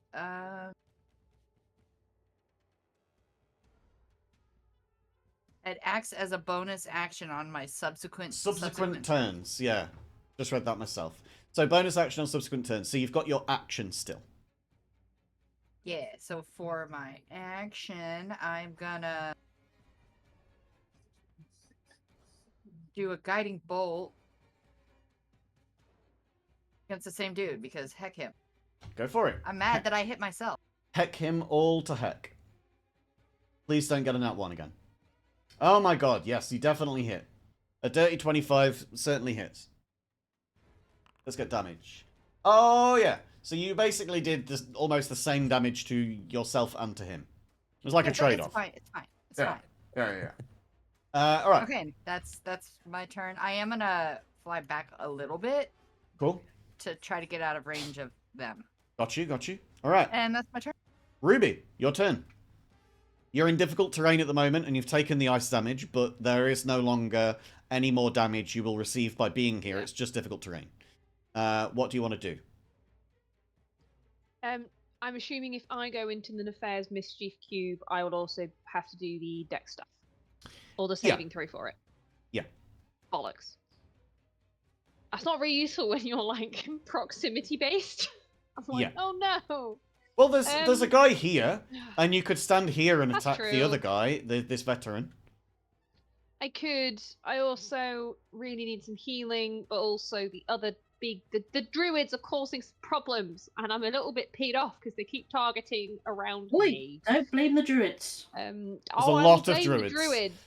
These There's a guys lot are of using spells druids. I've used when I've been a druid, and it's really winding me up because I bloody Well- love Ice Storm, and I've just had it yeeted on my face. Yes. And to be fair, there's only one druid that's casting these spells at you. yeah, well, Yeah. yeah. Anyway, I guess. You've had fire and I guess ice I at this should- point. So you like I know, partially I'm just singed. checking. Yeah. You're like, you've been burned, but then checking. you've also been Got a put in the song. freezer. Yeah. A frostburn, if you like. Yeah. Frostburn. Well, you What's that are name? you are lower than half Anyway. health at the moment. You have 21 out of 45 I am. HP. Which makes me really think I need to go and piss off and get some healing. But I'm not going to do that because that's for pussies. You do have potions of healing. And you can do. use a bonus action to use one of them. I could. Mm-hmm. However, as you step gonna- into this guy's active range, he's going to take an attack of opportunity on you. Because he is a polearm master. And so if you enter his weapon's range, which is 10 feet, because he uses a halberd, which is very clear in his image. I did draw him very small compared to the halberd. But his halberd is 10 feet long. If you enter that range and he hits you, he reduces your speed to 0 and you still take the damage. So you are back here. So you can still attack this veteran guy, but you are no longer able to move from where you are standing. And you're going to take 11 damage from the halberd as well. I did say that you shouldn't be moving. You should just let us kill you. It is easier if you bring yourself to me, because then I can kill you quicker. So thank you for doing that. Ruby just has no response. She's just having a terrible time. She's just remembering the time she just got yeeted by a goose into the ground in like the first combat, and that she's just like, ugh. I guess, actually thinking about it, you would have to be within the range for him to be able to hit you. So you've got to be here. So the place that you wanted to get to is the place that you stop. So you do get that far, but you can't get any further. So I guess that would be technically correct, yes. The best kind of correct. Cool. But you took 11 damage, so... And I have no movement speed now, right? Didn't you say it goes Not down on this to 0? turn, yeah. Not on this turn. You would need to move again on this turn, yeah. On this turn, you can no longer move. You can stand still, but you can't go any further than where you are. Okay, I can just stand still. Yeah. Lovely. Also, you took half damage from that, which I think is an effect of one of your spell abilities that you've got on you. Blade Ward, I imagine. Yeah, until the end of your turn, you have until the end of your next turn, you have resistance against bludgeoning, piercing, and slashing damage dealt by weapon attacks. And I think you did Blade Ward on your second turn, and the end of your next turn would be the end of this turn. So at the end of this turn, you lose Blade Ward. Yep. All right. I'm loving life. It's fine. So Great. I'm just gonna get on with it, and here's a spell. Great. Love it. I just need to make sure it gets cast at the right level, because I think I had a feeling last time it tried to cast me as higher than Warlock 2. Okay. Okay. Sure. Here's Arms of Hadar. Hadar. Ta-da! Hadar lot radar. So it's a DC strength saving throw. Each creature in that area makes a strength saving throw. On a failed save, they take 2d6 necrotic damage and can't take reactions until their next turn. That would have been really useful to have used that against Mako, but unfortunately you've used it against the other guys. But Hodor. Okay, so they also don't get advantage on their... I want to say they don't get advantage on their saving throws. Want to just check, do they? Because he is a paladin. And I don't think they do. Really don't think they do. Every time I've looked, there's 2 auras. Oh wait, what's this? Oh yeah, they don't get advantage, but they do add a charisma bonus modifier to it from his charisma modifier, and his charisma modifier is +2. So that guy rolled Still fail. 10, yeah, and now this guy is just going to roll 13 flat with no addition. He gets a nat 1. So he gets particularly smacked in the face by these bastards. Please roll damage. Yeah. I can't use guidance on damage, right? No. Would that it were. Would that it were. Damn it. Here we go. Here's only some if only. damage. No, not damn it. Damage.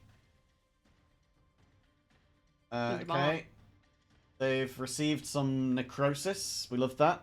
Love to And see they it. can't take reactions until next turn. Exactly. Which means that you could, But I can't move. in theory, Or can move I? away, but you can't now. I know. Yeah. And their next turn is now, because they come directly after you. Yeah. Let me just oh.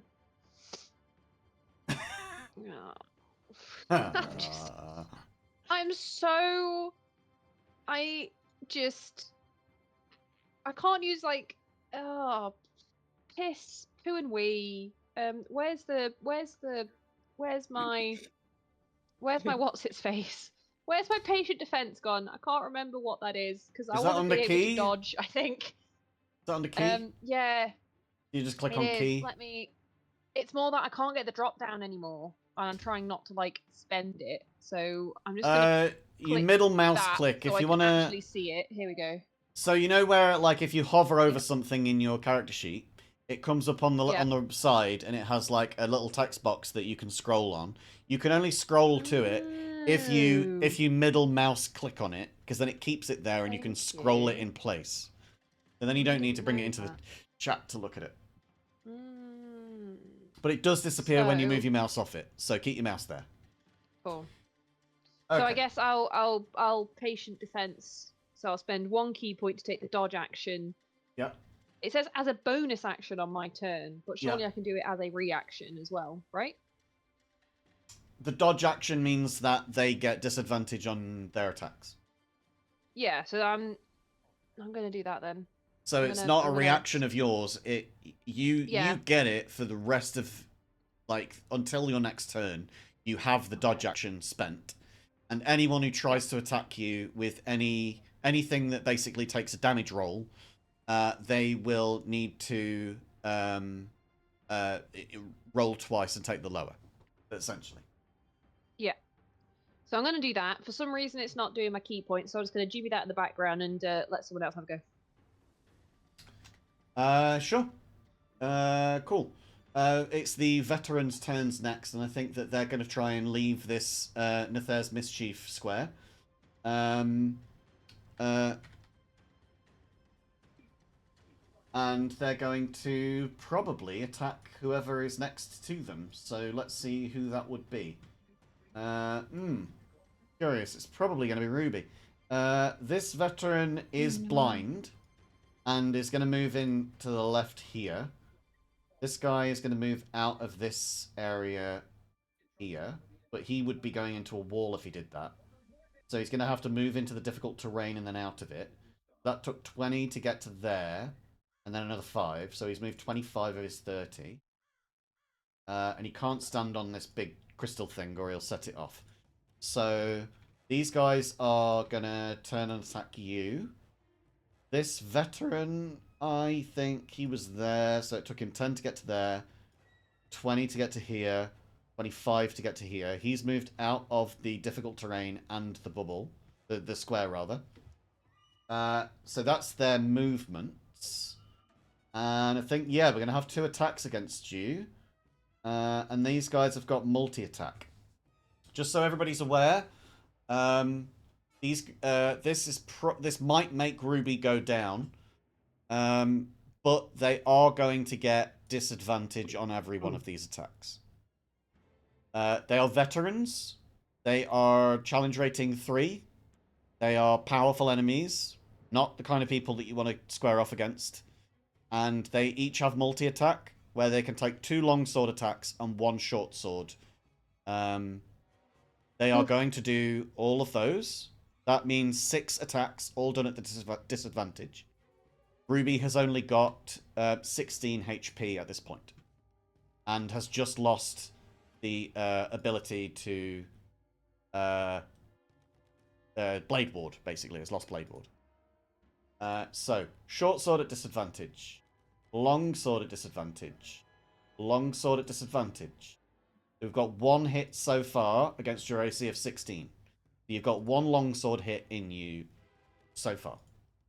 We're going to do a short sword with disadvantage. That hits as well.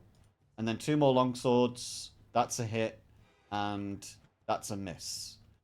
So we've now got 1, 2, 3 hits. 2 of them are longswords and 1 of them is a short sword.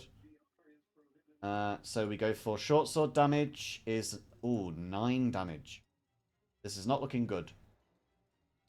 Longsword damage of 4, and another longsword damage of 4. So that is 8. You are on... Oh no. You are on HP of 7. So you've got to... Everybody's fucking talking. Please, God, stop talking in the text chat. It moves the camera around all the fucking time. I'm getting, like, my screen botched around left, right, and fucking centre. Right. Anyway. The, what do you call it? You get these 2 veterans. They move out of the Nether's Mischief Cube. One of them is like stumbling around on the ice on the floor, and so doesn't quite manage to get his sword into you just right. But then the 2 of them with you stood right there, even though you're dodging to your absolute best, you have been stuck on the spot by this turtle paladin with his fucking halberd, because he's a bit of a prick, and the 2 of them are just slashing away at you. But when the last one of them goes to hit you, instead of slashing for you, he takes the butt of his longsword and smacks you over the head, knocking you unconscious but not on death saving throws. So you take the damage, but you are not rolling death saves. You are only incapacitated. That was the veterans' turns. They've moved out of the square. That was what they needed to do. They're outside of the difficult terrain as well. However, I would say that this effect has also ended, and so has your... Oh, it was a 1 turn, I think. Concentration has ended too. So any spell that you were casting has now ceased. It is now Briar's turn. Briar, Ruby is unconscious, but you don't know that because Ruby is around the corner from you. Okay, well, before all this went down, I had already planned my turn out here.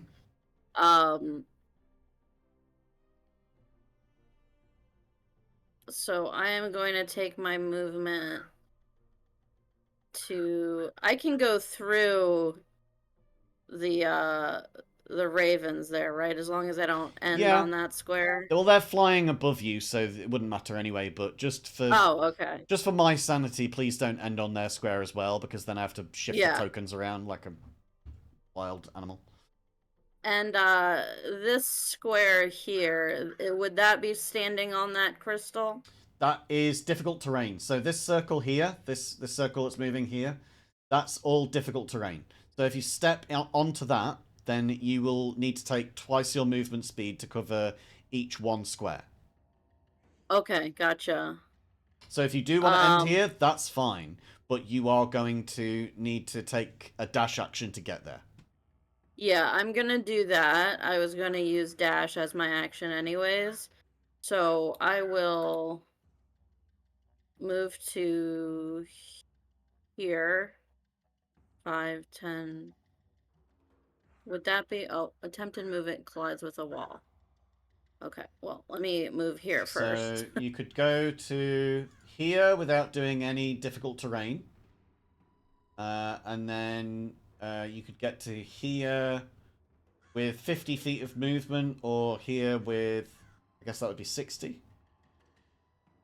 I just want to go right here. Okay. So yeah, and you then can get to there. Upon getting there, I am assuming that I would see Ruby unconscious, or do you want me to You will see roll Ruby for... unconscious, yes. Okay. And then I would immediately... So remind me again, unconscious, I can still heal them? Yeah. Or... Ruby is Okay, incapacitated so... for as long as her HP is at 0. I'm going to spend my 4th level slot and cast Healing Word. It's a bonus action. Does Cool. not require touch. Cool. And, oh, hold on. Configure roll? I'm guessing that there's no configuration needed there. Okay. Then 13. Ruby gets 13 HP back and is no longer incapacitated. But you are lying prone, and when it gets back to Ruby's turn, we'll need to spend half of your movement to stand up. And you are, I guess, having a nice nap on the floor at this point. But you are alive and well. You are just asleep on the floor right now. Is there anything else that Briar wanted to do? No, because that was my action using the dash, and then my bonus using heal. Great stuff. So that would be it for me. No words or anything you want to say? Just to clarify. I just would called out Ruby's name. Seeing Ruby down on the ground was shocking, and yeah, I would have just let out a Ruby, no, and then casted the heal.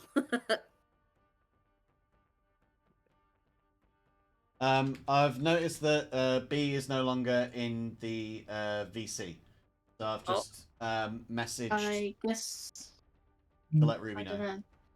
She said AFK in AFK chat. ago. Yeah. Yeah, I've DM'd them in Discord just to let them know. Okay, so it is now Isabel's turn. Isabel, you're a big bear. You've broken the window, but you didn't manage to get through it, and now you're in difficult terrain, and you've taken some cold damage. Okay, so Where do you want to move? Difficult terrain is doubles the movement, pretty much, right? Yeah. And I so have to move, movement, right? you've got 40, so you can move 20 while you're still in it. Okay, so I can get out the. I'm guessing getting out the window wouldn't count for any movement, right? No. I'd say for something as big as a brown bear, having already demolished the window, you'd probably just be able to walk through it. Yeah. Right. I could get my twilights. Never mind. Don't worry. I can get to here, there? I think. So that would be 20 feet of movement, so you've still got 20 left. But yeah, you can get to there. You also started your turn in the aura because Briar moved. Okay. So you've now got temp HP of 6. So which is on top effectively, of my bear, which I have no idea. Well, you've got 11 HP as your bear left over from the total of 34. And you've now got the 6 on top of that. So that gives you effectively 17. I want to give this. I want to go enraged. I actually have. I just realised I haven't clicked on a wild shape either. So give me a sec. Usability for rage. Okay. And I want to. How does a bear attack? You've got, I think, multi-attack. Let me just double check. I have multi-attack. You've got multi-attack. So you've got one attack with a bite and one with claws. Okay, I'll take on both. And neither of them has a special effect. They're just different damage rolls. Yeah, they got rage on top of it, though, I think. I can use. Have you just used rage? Yes, I did. Nice. Then yes, you can. So the bear now has rage. So these should have a little bonus on top of them. Mm-hmm. I think they do. That is a nat 20. Woohoo! That's a crit. Shame I'm not using my thingy. And an 8. Yeah. Well, the crit still hurts. The crit still hurts a whole bunch. And causes 15 damage to this guy, which halves his health effectively. He was much more than that. He's down to almost 15. Just a bit more than that. Okay. And I can't use my berserker to attack twice, or that counts as multi-attack, I guess. That counts as your action. So you've Okay. still got bonus action and movement, but bears don't have bonus actions. So it's up to you if No, you I want to use my- move outside of this circle. Well, it goes away after when it gets next to the caster's next turn, right? The ice storm, no, it stays. It lingers as difficult terrain. I'd like to get over here if I can, without trying to leave his thing. What, like get around the other side of him? Yeah. You would have to get around this thing is the problem. So you'd be Can I able just to like counter stay in him? his threatened area, but you'd have to like finagle that. I'll stay where I am, I think.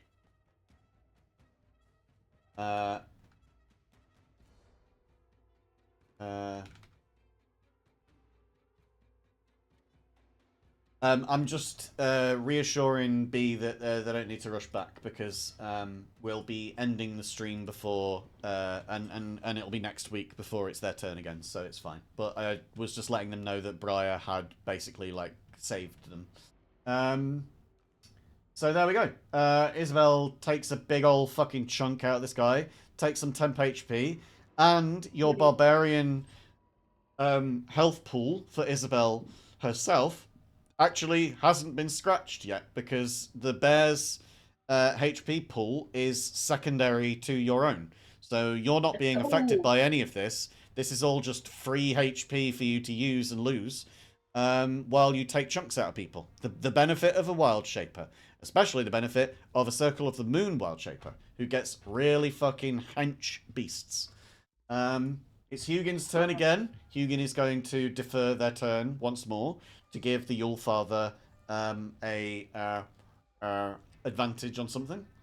And so Hugin is just going to move around to the front and fly next to Moonin. It's now Urva's turn. Urva is the cleric who is running up from the south. And Urva, what does Urva want to do?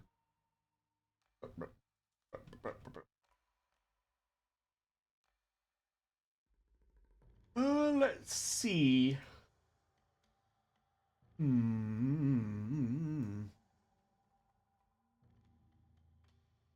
That one. There.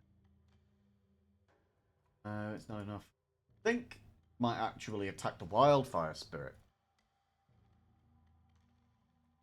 I think she's going to attack the wildfire spirit, see if she can get rid of it. But would that be clever?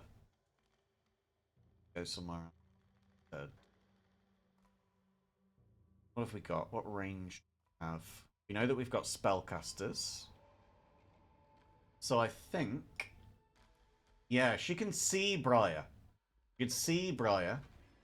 And she doesn't want Briar to be a healer anymore. So, Briar,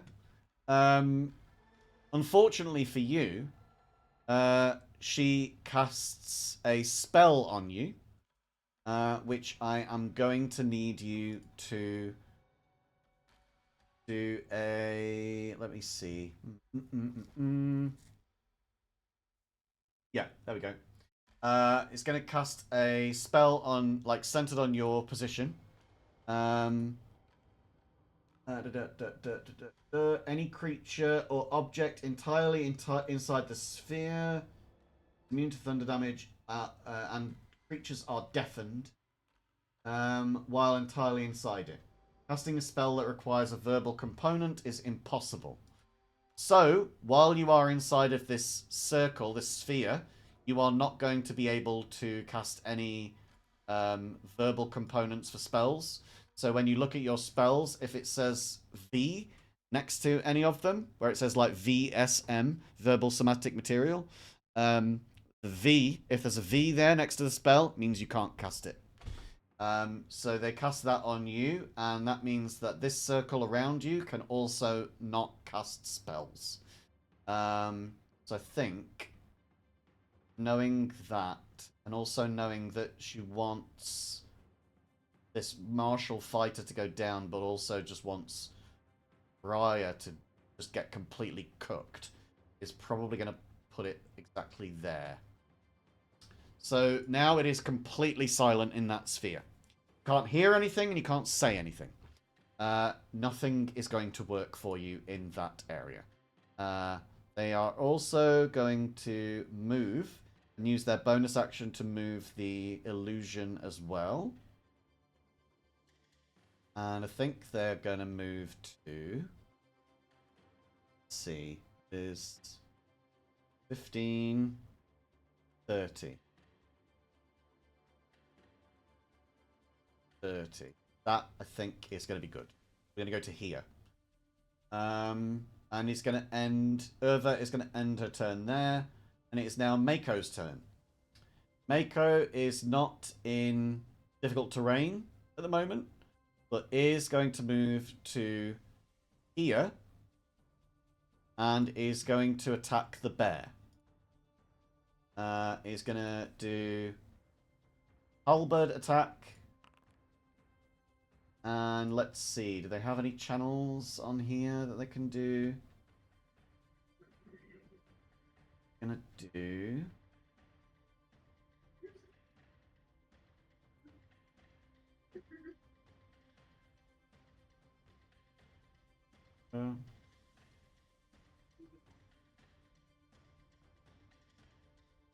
Okay. Gonna do a divine smite. Smite away. Okay, so the first level spell slot. Okay, so this is a spell, so we need to cast it from spells, and I think we'd only cast it as a first level. Our damage is 6. You know what? I think we're gonna go for a second, just so that we can make sure we take the fucking bear down. Hey. What? What do you want from me? Oh, cuddly bear. Where is it? I can't see it in the list. Divine Smite. There it is. Divine Smite. Okay. Damage. Yes. Second level. Yes. Consume. Yes. There we go. And roll. Okay. So the bear takes 6 damage and then 8 damage after that. But it isn't enough to completely take the bear down. So is going to roll again because he has extra attack, and is going to roll his halberd one more time and gets another 27. And let's see. Right, you hit a creature with a melee attack. You can expend 1 spell slot to. I don't think that he would want to use another spell slot for this, but I think he might just use a spell slot for this, just to guarantee that the bear fucks off. Because he doesn't want the bear to stick around for too much longer, you know. Does he think the bear is just nothing else going to happen afterwards? He's just a bear. I think he's a level 10 paladin, as are the other 2 NPCs. So I think that they are experienced enough to know, especially since one of their party is a druid who wild shapes. Right. I think that they can probably tell a wild shaper when they see one. So he's gonna cast this, and he's gonna roll the damage, and that comes out to 15 damage for the bear, which is going to drop your wild shape, and you will return back to Isabel. Balls. And he has succeeded in what he wanted to do. He wanted to remove the bear from the field, and he's done so. He also removed the ruby from the field by keeping ruby in one place. So Mako is a pretty bastardly guy, I think. Odin, your turn. You've got advantage on whatever the first roll is that you do, because your birds are helping you. Yeah. I was thinking about getting out of the house so that I can partake in the battle. Mm-hmm.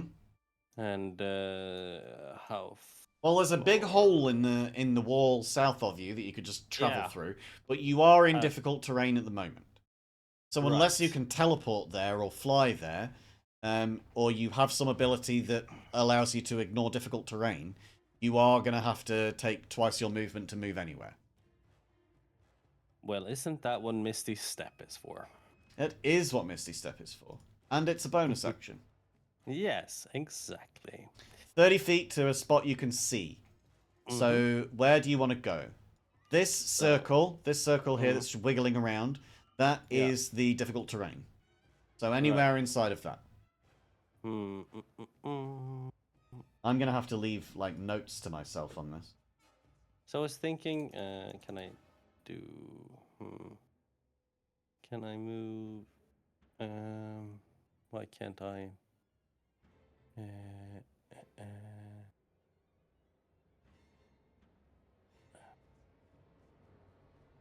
like, there? Oh, no, hang on. There we go. I've left notes to myself everywhere. Yeah. Where do you want to go? 30 feet? Here? Yeah, there. Okay. There you go. Thank you.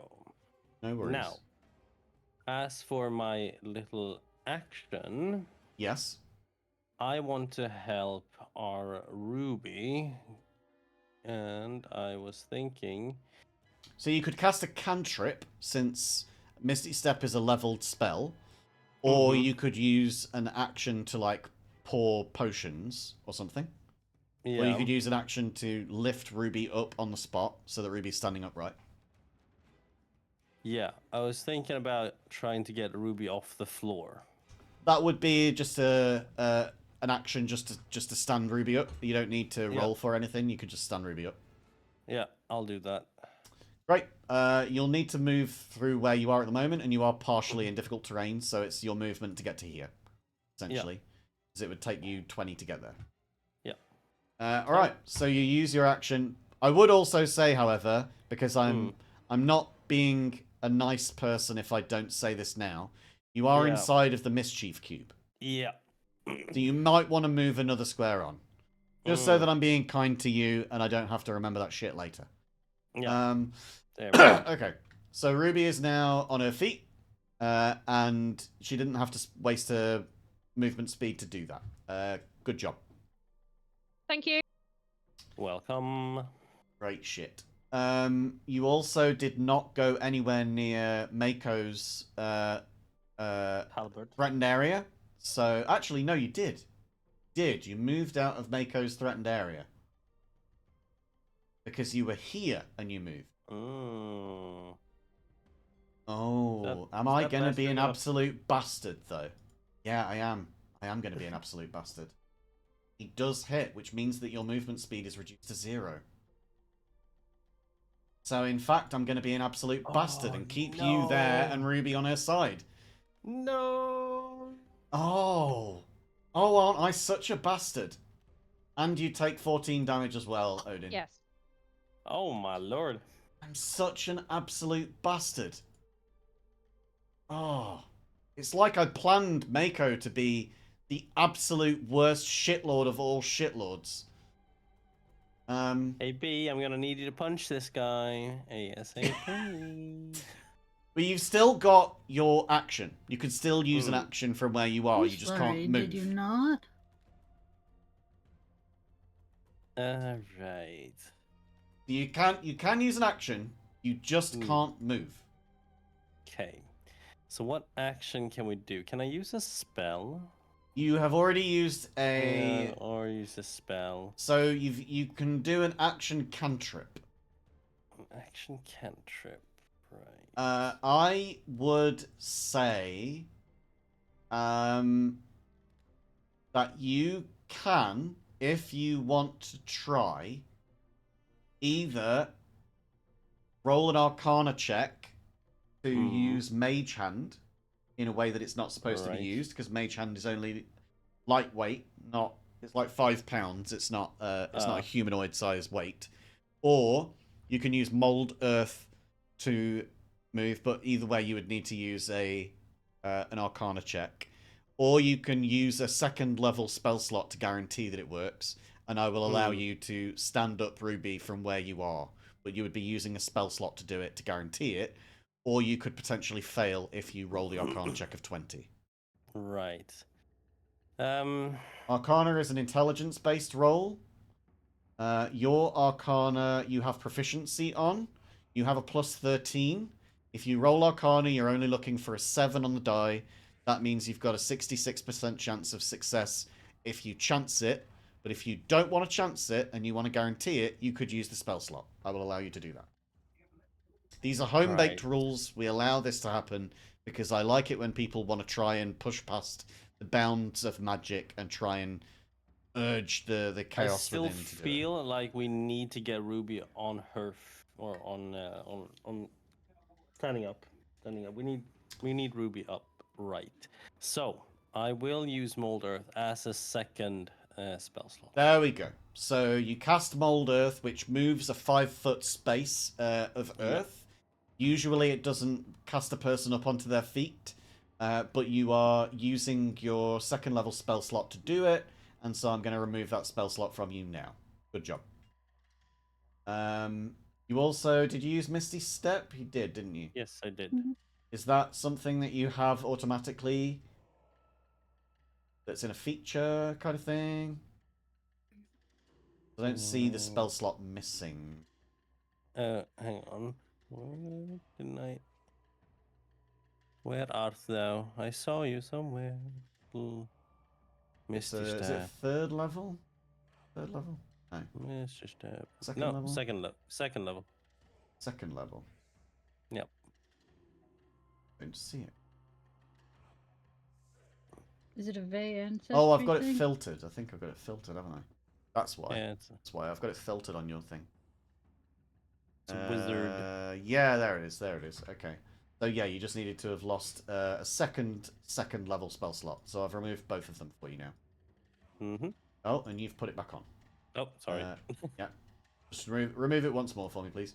Okay. Ruby, you're back up to your feet. You feel the earth shift around you, and you see Odin has, like, forced this energy out beyond its normal means, and is essentially using his storm god energy to bring the earth to his command and lift you to your feet once more. Between Briar and a god, you have basically been restored to some level of your former strength, if not all of your HP back. But you are now back on a decent level playing field, and you've done it with even Odin being trapped on the spot as you were. Good job, Odin. Now we are at the last of our PCs before we get to Areli, Moonin, and Song Kenu. The bad guy gets the last turn. Aldrin, it is your turn before we get there. What do you want to do, Aldrin? You are the last of the players. So Mischief, I think I can move it 10 feet, but is there an enemy within? Is it only on enemies? Is it? I just want to check because you've currently got Odin in the middle of your square. Yeah, that's why I want to move it. I can't quite see what's where. With all the circles, it's a little confusing. I've been trying to sort it out. Yeah, it doesn't I think say. My square is here. It doesn't say you can. Yeah, it's right. Yeah, it's right there. It doesn't say that you can choose only friends and foe. So this is going to affect. Oh, yeah, no. Yeah. But I can move. You can move it 10 feet. The cube 10 feet. Yeah. Do I know which direction Odin's in? No. No. Okay. You'd have to guess.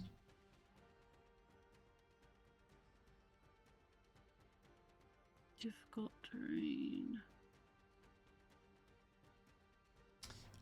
Also, I guess you would need to... Can't really tell without this just being in the chat. I'm just going to put it into the fucking chat because it's a pain in the arse, man. There we go. On that. Right, because it doesn't give me the full thing. Okay. Until the start of your next turn.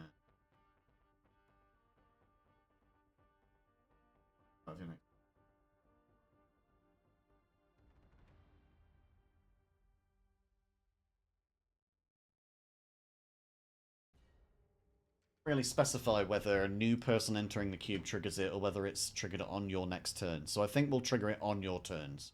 Because that sounds like the wording that they were going for, but they weren't very specific in the wording. This is just something that we often have to do. And it's going to be easier for me to do that than to figure it out every time someone walks in there.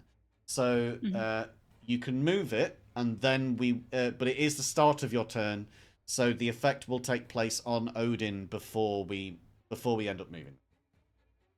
So let's find out first what the effect is, because you need to roll that first on the table. Okay, so Odin, you need to roll a wisdom saving throw or be charmed.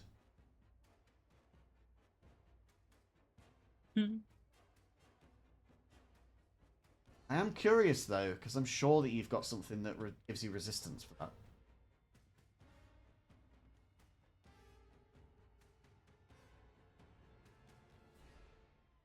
And then, can I get a reminder of who this is?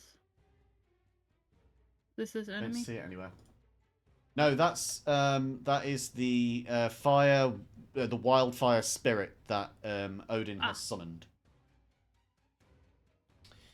No, I don't see anything. And I've not seen a wisdom saving throw rolled by David yet, so I'm just going to roll it. They got a 20, and that beats the DC, so doesn't get charmed by you. You can move the cube now. It's up to you where you want to move it. You can only see what you can see. So unless you want to move your character closer to the window to find out, you're not going to be able to see where anybody is. Yep. I'm gonna go here. Okay, so now you can see that there are two enemies, here and here. And this is the guy who's been fucking everybody's day up. You don't know where Odin is in relation to that. Or Isabel, or Ruby, for that matter. Alright. Let me just see. As you were moving down here, would you have seen where Isabel is? Yes, you would have seen Isabel. You would have seen Odin. You would have seen Ruby. So you do actually know where those are, because you would have seen them as you walked. So this is where Odin is. This is where Ruby is. This is where Isabel is. Isabel. Okay. I'd like to move this down this way by 10. Like that? There? Yeah. Okay. That's still within That 10. there. And you only have the bad guy here inside of it. Nobody else. Good stuff. Okay. And we've rolled it, and it's for charm. So this guy is going to... Let me see whether he is immune to being charmed. I think he actually is. But I'm just going to check. God damn, there's so many auras.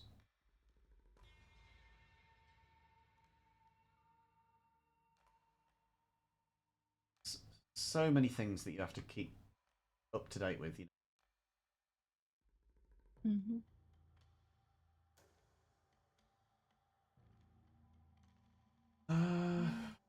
Under effects.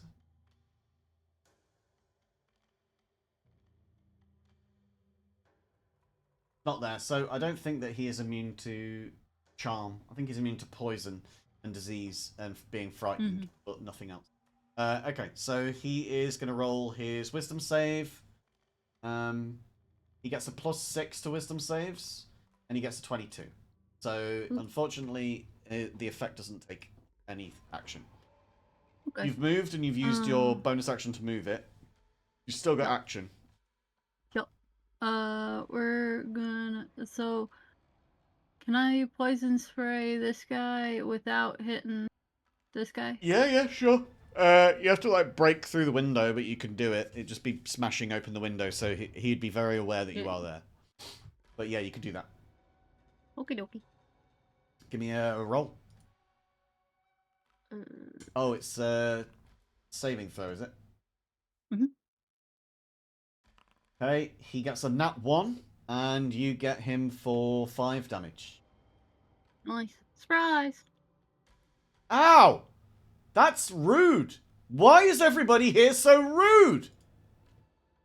He also has lost the blinded effect. Is no longer blinded.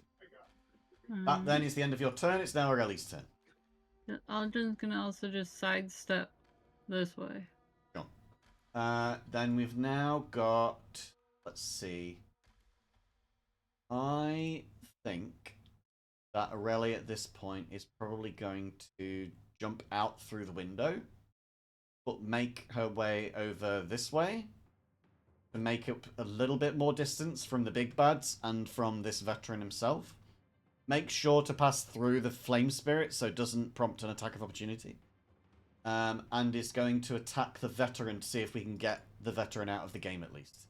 We're going to go for a dart attack. See whether we can hit with that. And that is a 27 to hit. That definitely hits. Then we've got some damage. And we're going to go with sneak attack as well. Because is currently... what do you call it? Is currently flanked by an ally.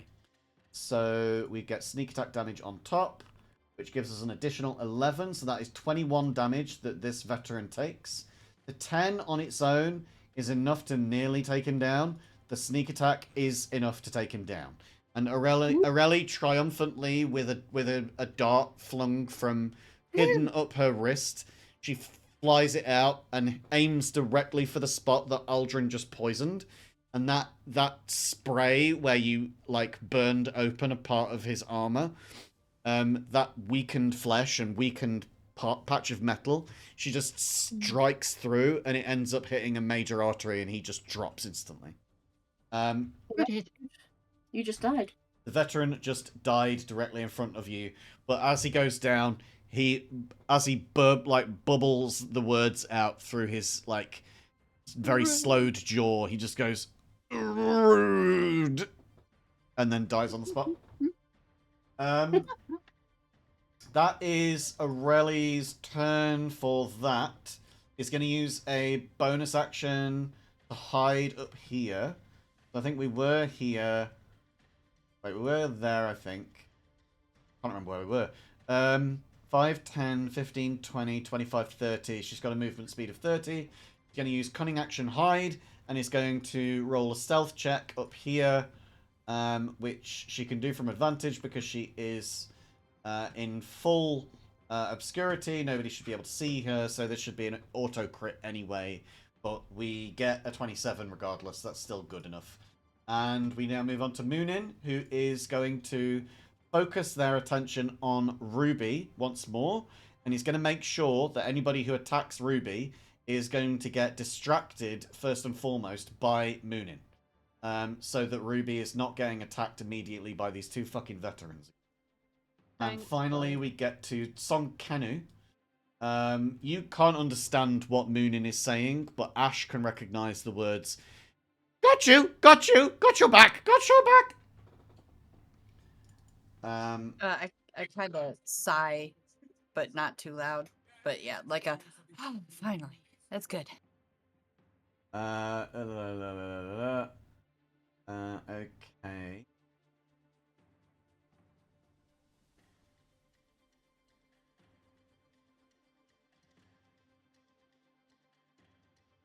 Oh, damn. Oh, that would have been great. Great to have used. Oh, damn, that would... however... instead of using the amazing ability, is going to use something else instead. Something that you guys are going to fucking hate me for. And I'm gonna do it anyway. Because my god, is it the absolute best thing to do as a shitbird DM. No, I'm the bird here, not you. So... yeah, Sonkenu has got mobility... or mobile as a feat, which means that she has an additional 10 feet of movement. So from here can go 10, 20, 30, and still have 10 feet to move from here.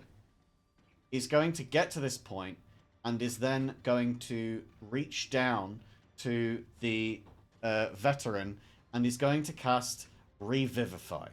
Oh, for goodness sake. How much HP do they come back with again? Hold on. We could find out together. That is 1. 1. There you go. 1 HP, but the veteran is back in the game.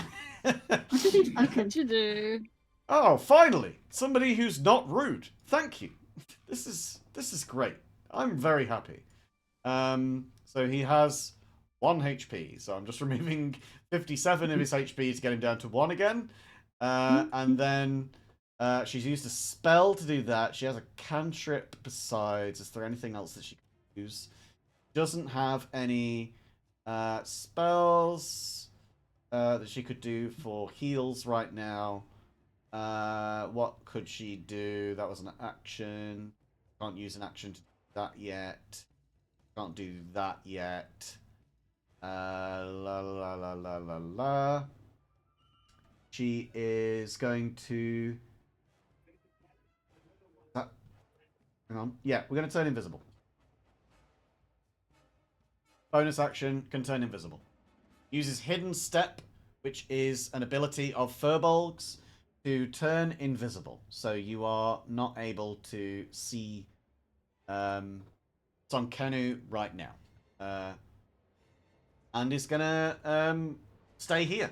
Just going to stay by the guy. And that's it. That's the end of our 3rd turn of combat. When we return next week, we'll be back with Ash at the top of the order again. Woo. And this chaotic melee with all these fucking auras and all these cubes and circles and people falling over and shit is all going to be completely gone from my mind because I don't have any memory for this shit. And we are going to need to figure out exactly what's going to happen between all of you. But at that point... Some mischief. At that point, potentially, we might have Victor back at the table. Imagine having Steve step in on turn 4 and be like, alright, bitches, I'm here to fucking fix it.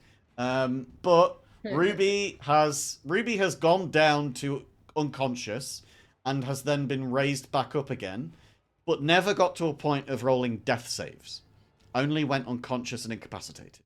No. And that's something that you might want to consider. But you've got a week to think about it. And nobody at this point is dead. So, that's a positive. Yeah. Let's take that as a positive. Yet. Exactly. Yet. Let's keep it that way. But the veteran is also not dead. Because the veteran got revivified. So, you know. There we go. Swings and roundabouts. We'll just get along. Jackal, could I have a rage on Isabel? Because I think it was on the bear, but not on Isabel. Oh, sure. Yeah. So I don't have to use another rage by accident. There you go. Alright. Thank you. So, great. That's the end of our session today. What a fucking session, eh? That was quite something. Boy, Lots of ups and downs. Lots of ups and downs. But you managed to get through it alright, and we've got 3 new artworks. We've got Mako once more. Our turtle. Yeah. He's just he is a big guy, but his halberd is very long, so he just looks small by comparison. But yes, I think that you should probably leave. Is he compensating for something? I don't think that you should be here. I think that you should accept your death. I think that's I'd like better. to roll for insight. What, to see if he's compensating for something? Well, I mean, obviously he is. That's why he's got a halberd. I mean, that's a perception check, surely, to see if he's got a bulge, but let's move on from that. No. Here is Sonkenu. Sonkenu is a furbolg, medium-sized, quite tall, like 7 feet, 8 feet, something along those lines. Basically like a cow-type humanoid. Has these stitches across the mouth, but is able to speak. Curiouser and curiouser. Ripped ears, only wearing rags, but looks to be quite proficient in magic, in perception, and in wild shaping. Has many tricks that have not come out to play yet, which you should probably be worried about, but we'll move on from that. And finally, we've got the vicious one of all of them, my magnum opus, my favourite level 10 NPC I've ever made, Urva.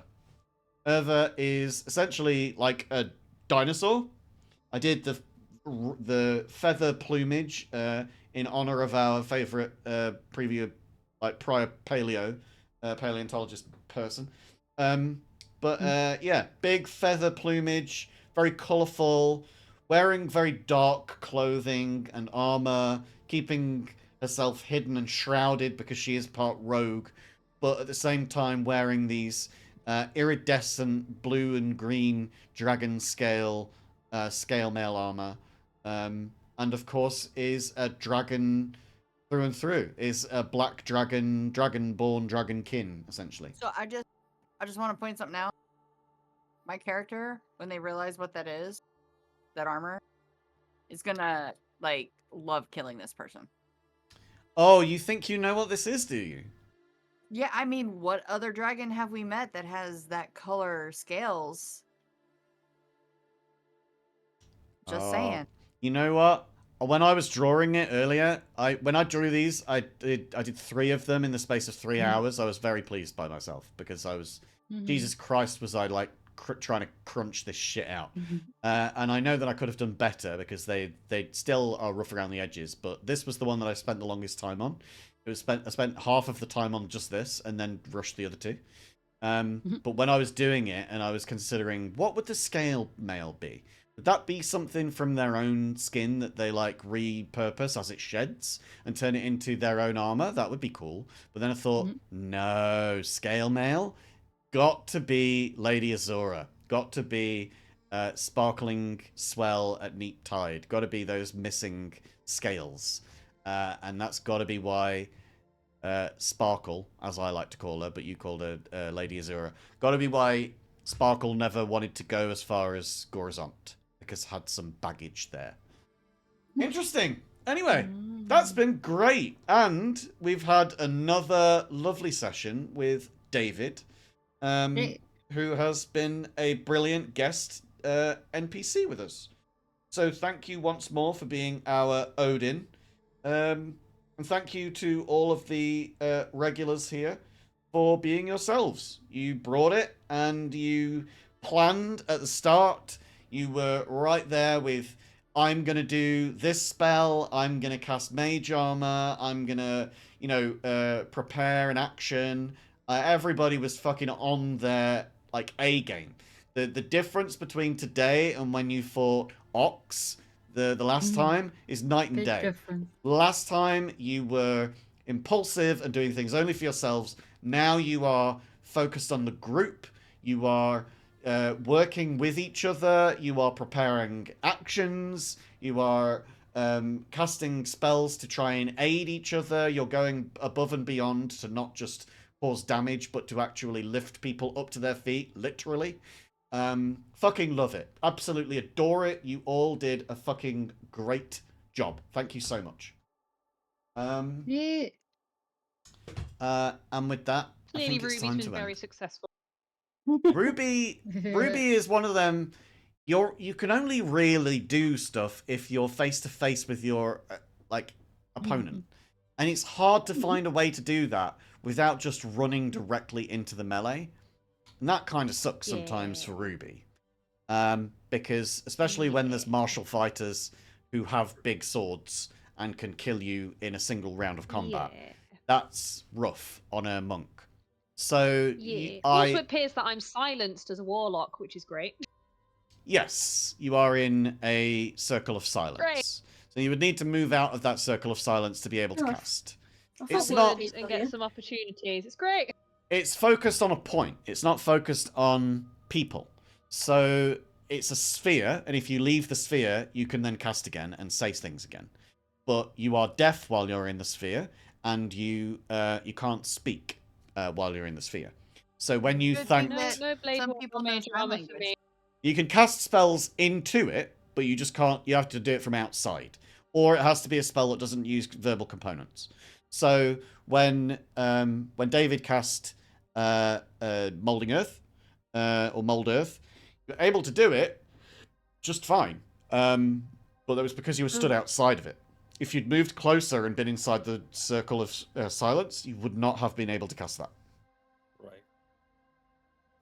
So What about actually, using, like, a subtle spell? the turtle using his sentinel ability actually helped you, because otherwise I was going to cook you and say, no, sorry, you can't do it, you're inside the circle. Either way, what we should really take away from this is that I am a shitlord, and I will fuck you over wherever I can. I just used Revivify. What about using subtle spell in that space? Yes, subtle spell does work for that, yeah. Yeah.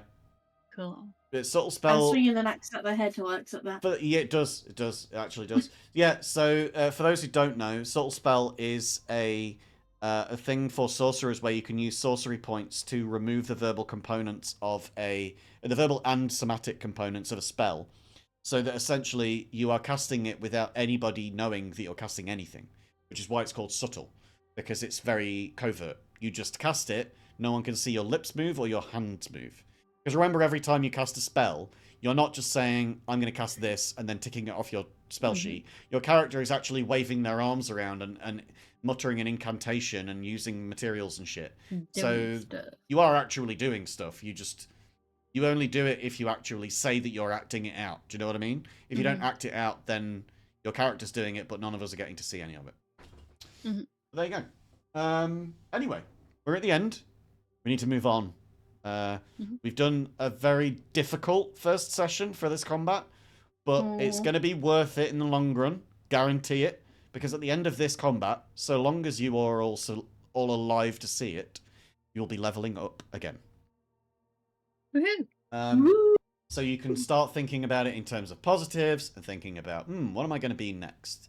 And maybe taking some lessons from this combat and what was particularly difficult and seeing whether you can augment it by taking a feat or whatever else you might be able to do at your level. Who knows?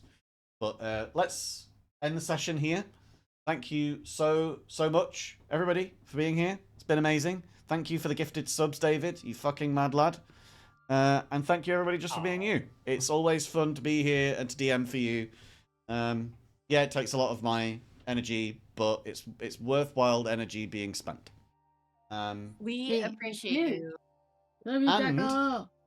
I would also like to give a shout out to B and myself, who before next session, we're here on D&D, we will both be going for our grading for our penultimate belt before black belt. Good luck to both of you. So we will be pre-black belts, basically. If we succeed, which I think that we are going to succeed because we work harder than any fucker in there. Hell yeah. But there we go. I'm gonna Ruby in real life. That's what I'm gonna do. Yeah, do a backflip. do a full backflip for no reason when no one prompts it. When someone says move across the mat, you just spin on the spot. And then make friends with a spider and don't explain to anybody for weeks. That's what doing a Ruby is. Right. Yes, I'm taking the piss out of you. I should stop now. Do you have a raid target? I don't actually, no. Do you want to raid anyone? Yeah, I have one, and I only want to raid them because it is their affiliate anniversary thing. Oh, yeah, let's do that then. So we've got raid message 1 if you are following, and raid message 2 if you are subbed. Promise me, promise you this does actually work. There you go, you can copy it from there if you like. But this is what we are going to be doing. We're going to be raiding this person. They are on their affiliate anniversary. Affiliate, for anyone who doesn't know Twitch too well, is basically you get into a partnership with Twitch where you are able to receive 50% of the money that people pay towards subscriptions. So it's quite nice to be able to support a person with subscriptions, and to become affiliate is the only way to be able to sell subscriptions for a person. Before that, it's just follows and you get ads all the time. We love it, and we love this person, so we're going to go and give them some love as well. But remember to be kind to yourselves, be good to yourselves. If you can't do that, then at least have fun. For God's sake, at least have fun. And we'll see you all next week. I might do a Mute Minecraft stream between then and now, but Catch you later, who's guys. to say? Cheerio. Bye. Bye, everybody. Love you all. Bye. Bye.